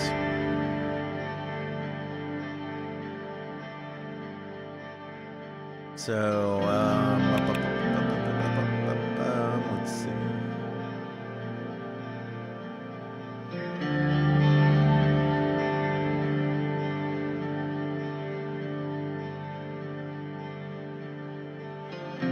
No, everybody is against the Old Guard.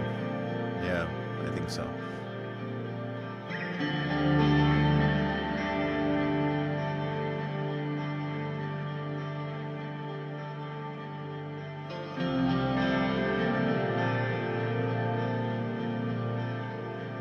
I'm actually kind of mixed on all three of these.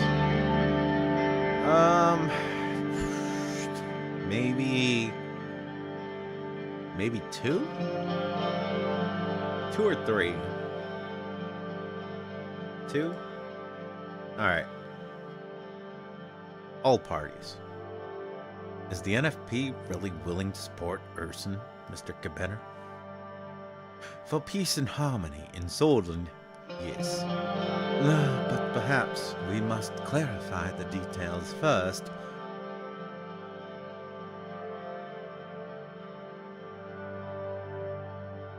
What's the significance of this case? What is the most likely outcome of this case? What are your plans and suggestions?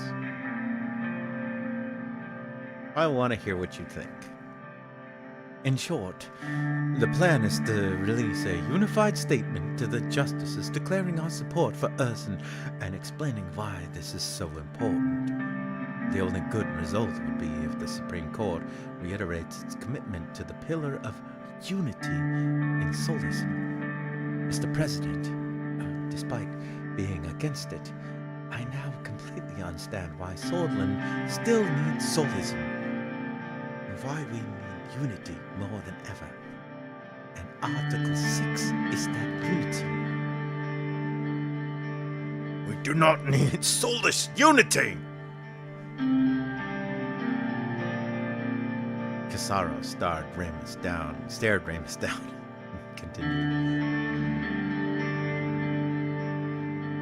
If the court reiterates the definition of sword in Article 6 as an all-encompassing term, they would be acknowledging that Urson and others like him are indeed protected by the rights of the Sword peoples, which they are. As a result, the resettlement policy in Terre would be reversed, opening the way for Governor Braun's removal and the de-escalation of tensions in Bergia. Is that true, Miss Morgana? Doesn't that mean the existence of the Brutish people is literally not being acknowledged? That actually makes a lot of sense. But what about those who don't want to be called a sword? This doesn't fix the core of the problem.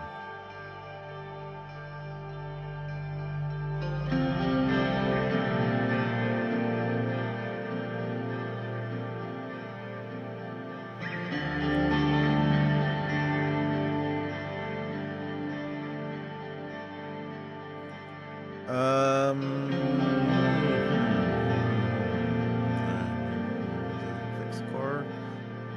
Called sword.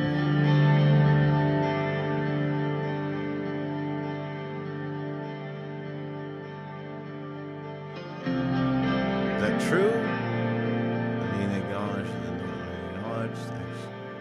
Brutish people. They're swordish people. If they come here, they're swordish people. Number 2 is a dumb question. Which makes a lot of sense.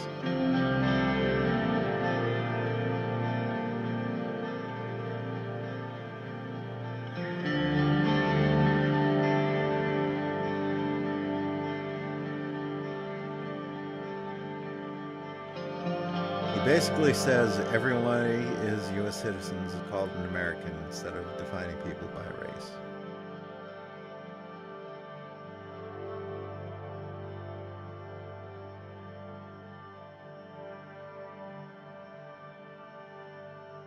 That actually makes a lot of sense. It can work for a time being, but I believe we can push for a more comprehensive outcome. Exactly.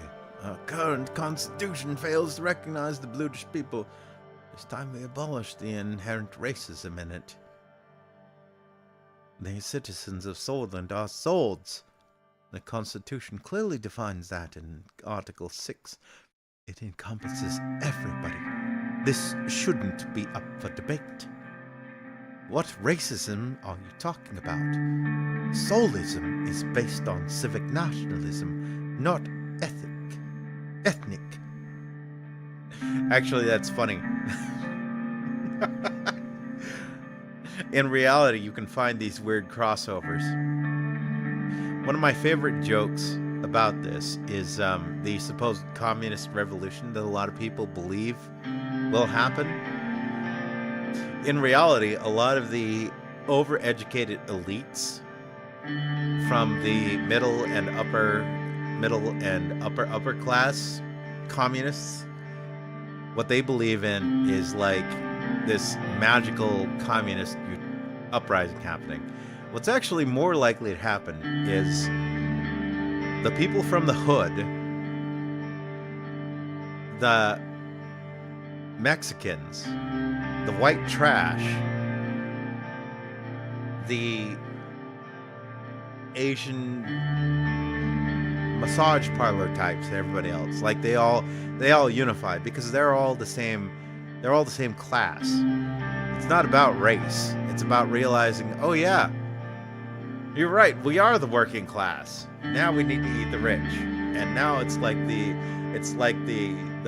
white progressives that are like, oh shit, no, I'm about to be eaten. No, this isn't actually what communism is. And it's like, no, this is exactly what it is. Welcome to communism, asshole.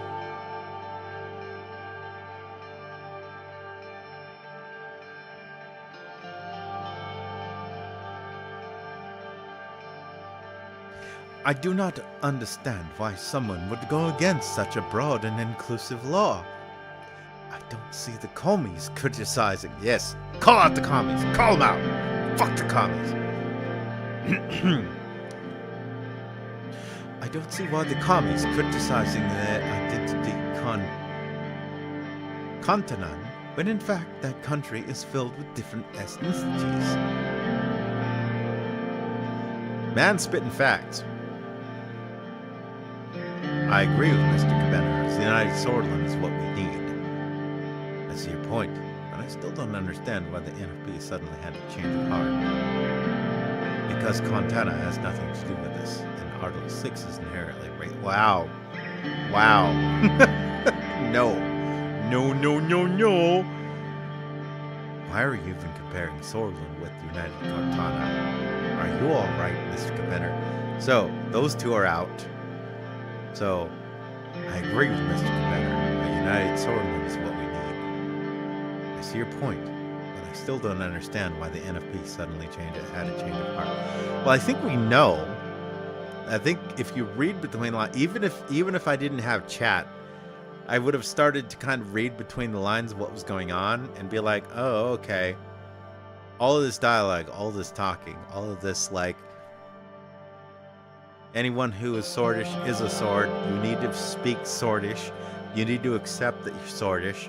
You're not Blutish. You're not Agnolian. You're not Valgan. If you come here and you become part of our nation, you are a fucking sword. And you need to accept that.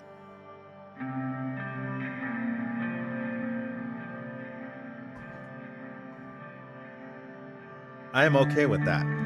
I am very okay with that. So, I think I'm going for number 1. Unless anyone has a problem.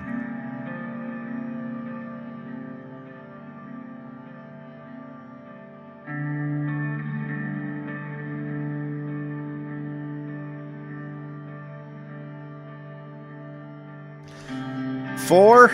Really? As long as it doesn't fuck anything up. Alright, we'll take 4. Why are you even comparing Swordland with the United Cortana? Are you alright, Mr. Benner? Very funny, Mr. President. My point is people like the Melanev do not call themselves Kyovian over Cortanan. Why is it that Bloodies cannot do the same? Why does Swordland have to be divided? You have a point. But I must admit that Contana is the word for Jagavian, unlike sword. This is Swordland. You can subscribe to whatever idea you want, but if you are a citizen, you are a sword. This is how nations work. The reality is the Bloods do not respect nor recognize the laws and authority of Swordland. and they'd rather separate themselves from swords and protest the very laws that protect them. So they can cry about injustice and ask Swordland's enemies to come and save them. I personally do not agree with the bloods and swords soulless crap. I can't believe the words being thrown around at this meeting.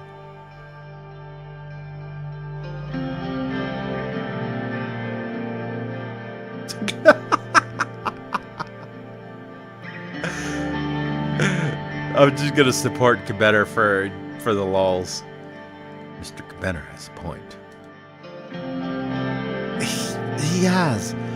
But our position as PFJP is that Article 6 does indeed discriminate against non-swords. And having a positive outcome for this case alone doesn't suffice.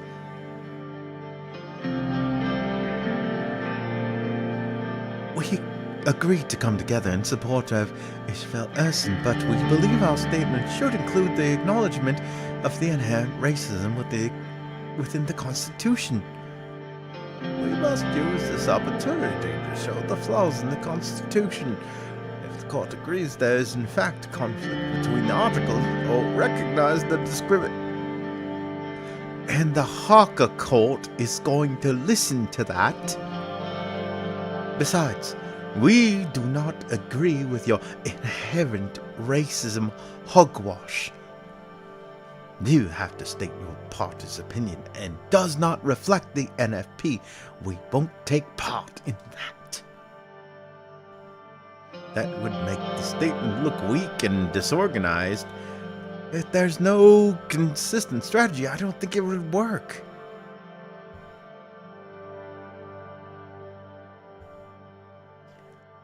What is the most likely outcome of this case? The first and most likely option is that the Supreme Court completely ignores the arguments and rejects in its entirety. If they ignore all the points and strike against Erson, Governor Braun will be free to follow his discriminatory policies without any obstacles. And in a possible future case, the court's interpretation of the Erson case will be the basis of all future rulings, which opens the way of suspending the rights of non-swords. But aren't we talking about swordish people here?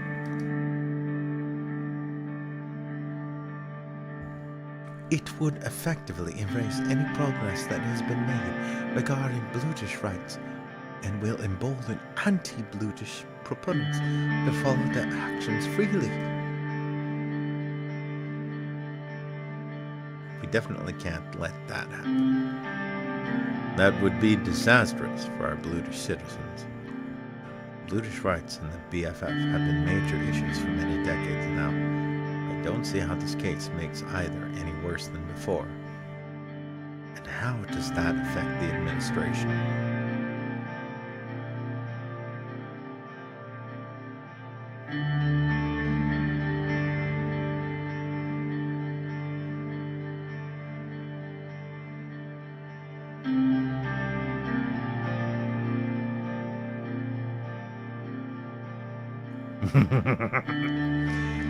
Bluetish rights and the BFF have been major issues for many decades now. I don't see how this case makes either any worse than before.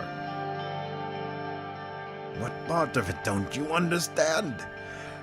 If these legitimate claims are rejected, they will not be raised again in other cases.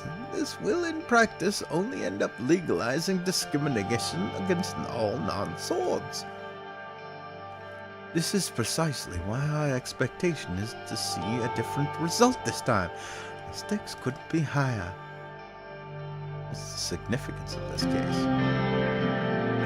I'll be straight with you, Mr. President. If the court rules against Erson, this will be most likely turned into BFF campaign for a Bluetish revolution. We ask everyone to recognize this. I and the NFP are ready to push for a de-escalation and aid our nation during this dangerous time. I'll be completely honest, I would never have expected that from you. Remus was visibly annoyed, but kept himself silent. Because the case is now in the hands of the Supreme Court, this ruling will influence all future implementation of the law and the decision-making of the lower courts. We have the Minister of Justice here with us too. I'm sure she would not disagree with what I just said. Nia did not comment but nodded. I'm afraid, Mr. Cabiner, is right about this. If the court ignores this case now, this may turn into something massive. Therefore, we have to pressure the court to not escalate this already high tensions.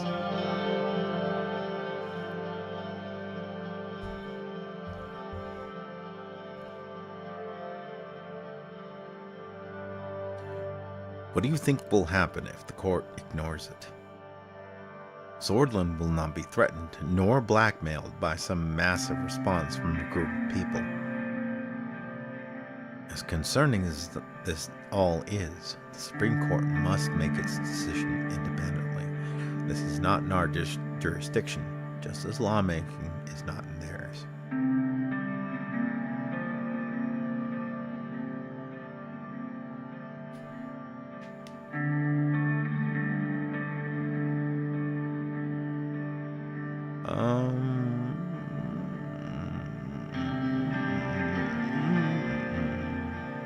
So I don't like the blackmail thing, so we're not...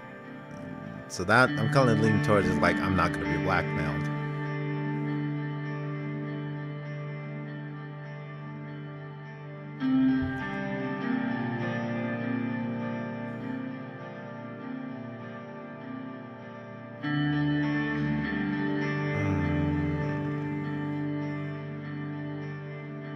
Suggestions? What do you think? I'm kind of mixed on all three.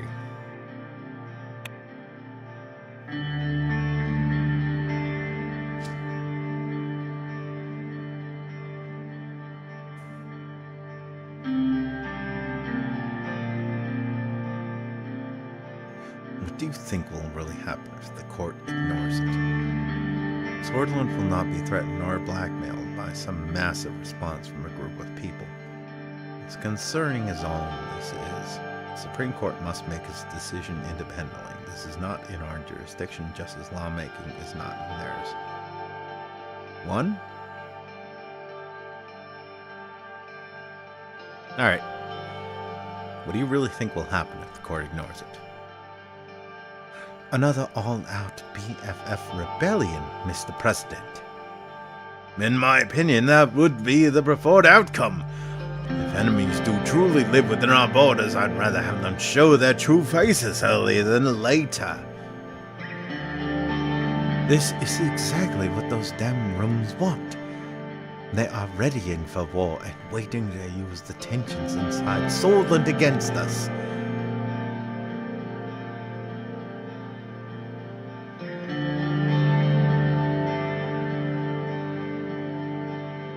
We can't allow that to happen. We definitely can't. I think I have enough information to be able to say we are deep in the mud here. And Peter laughed at his own joke attempt. Nobody else reacted. Well, I think the NFP stance could do some good for the Brutish without provoking the establishment, but even that might be risky right before the vote. But the PFJP stance is too radical. I think it will only antagonize the Supreme Court even further and make them give a worse ruling. I think it might be better to keep our administration out of this. I'm not sure if it's worth the risk right before the vote. For our reforms, we might lose all of our progress, but the decision is yours. Tell me why we should pressure the court to admit discrimination within the Constitution. Tell me why we should try to convince them to reiterate their position on Article 6. I think I've heard enough.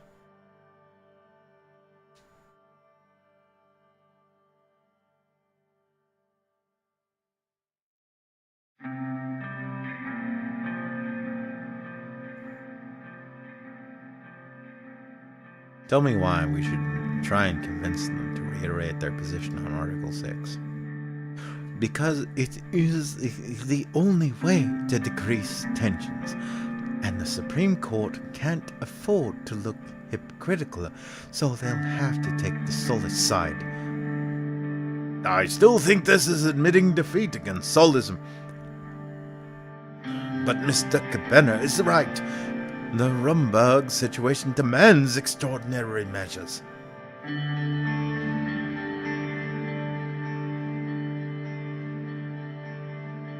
Is the PFJP willing to join in with that statement? And how do you think the Supreme Court will react if we do it your way? What do you think, Peter? What do you suggest we do, Miss Morgana? I think I have enough information about the NFP's position. Let's hear the other side.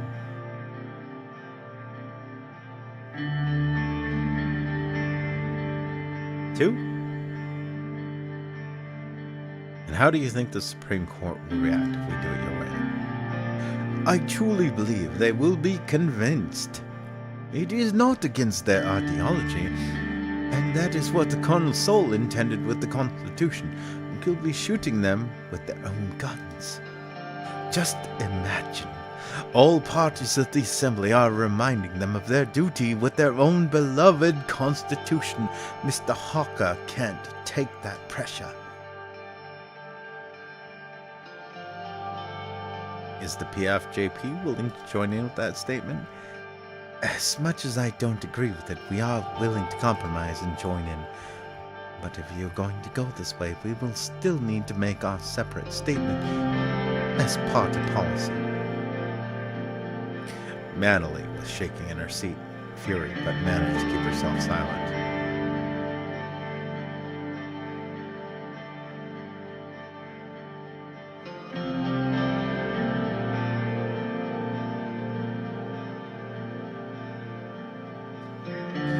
Tell me why we should pressure the court to admit discrimination within the Constitution. Because it is the right thing to do, Mr. President. Now is not the time for weak and superficial actions. We can show the people of Swordman the reality of the situation and create a precedent for future constitutional amendments of these articles.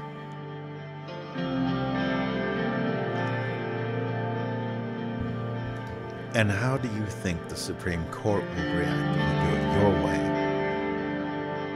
We have to try.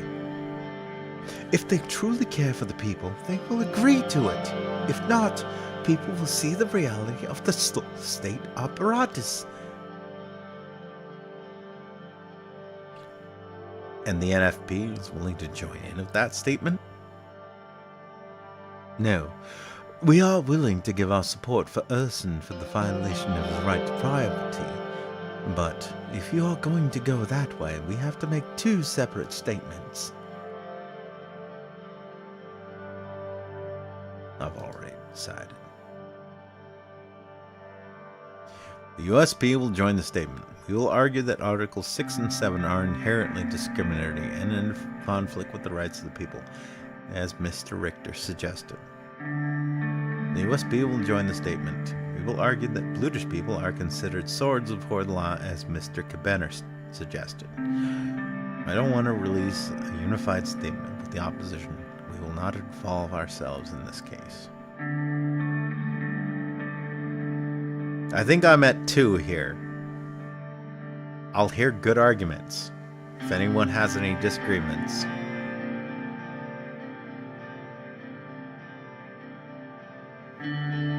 Alright, we got 1 vote for 2. Well, technically, if I include myself, 2 votes for 2, but 1 vote for 2. 2 is the way. Alright. The USP will join the statement. We will argue that Blutish people are considered swords before the law, as Mr. Cabenner suggested. That's great to hear. We will get to work immediately after the celebrations. I don't like the sound of this. Neither do I. As much as it may be needed, this will only strengthen the Solism and the USP. We all know that Solists don't agree with Solish nationalism. We'll talk about that later, Remus. Sordus will have to listen to me this time. We will also support the effort, as for the sake of a positive result. We appreciate your comments, ladies and gentlemen, but now that the USB's stance is clear, we should probably end the meeting here. After bidding our farewells, Casaro took us outside the building to join the Victory Day event on the plaza.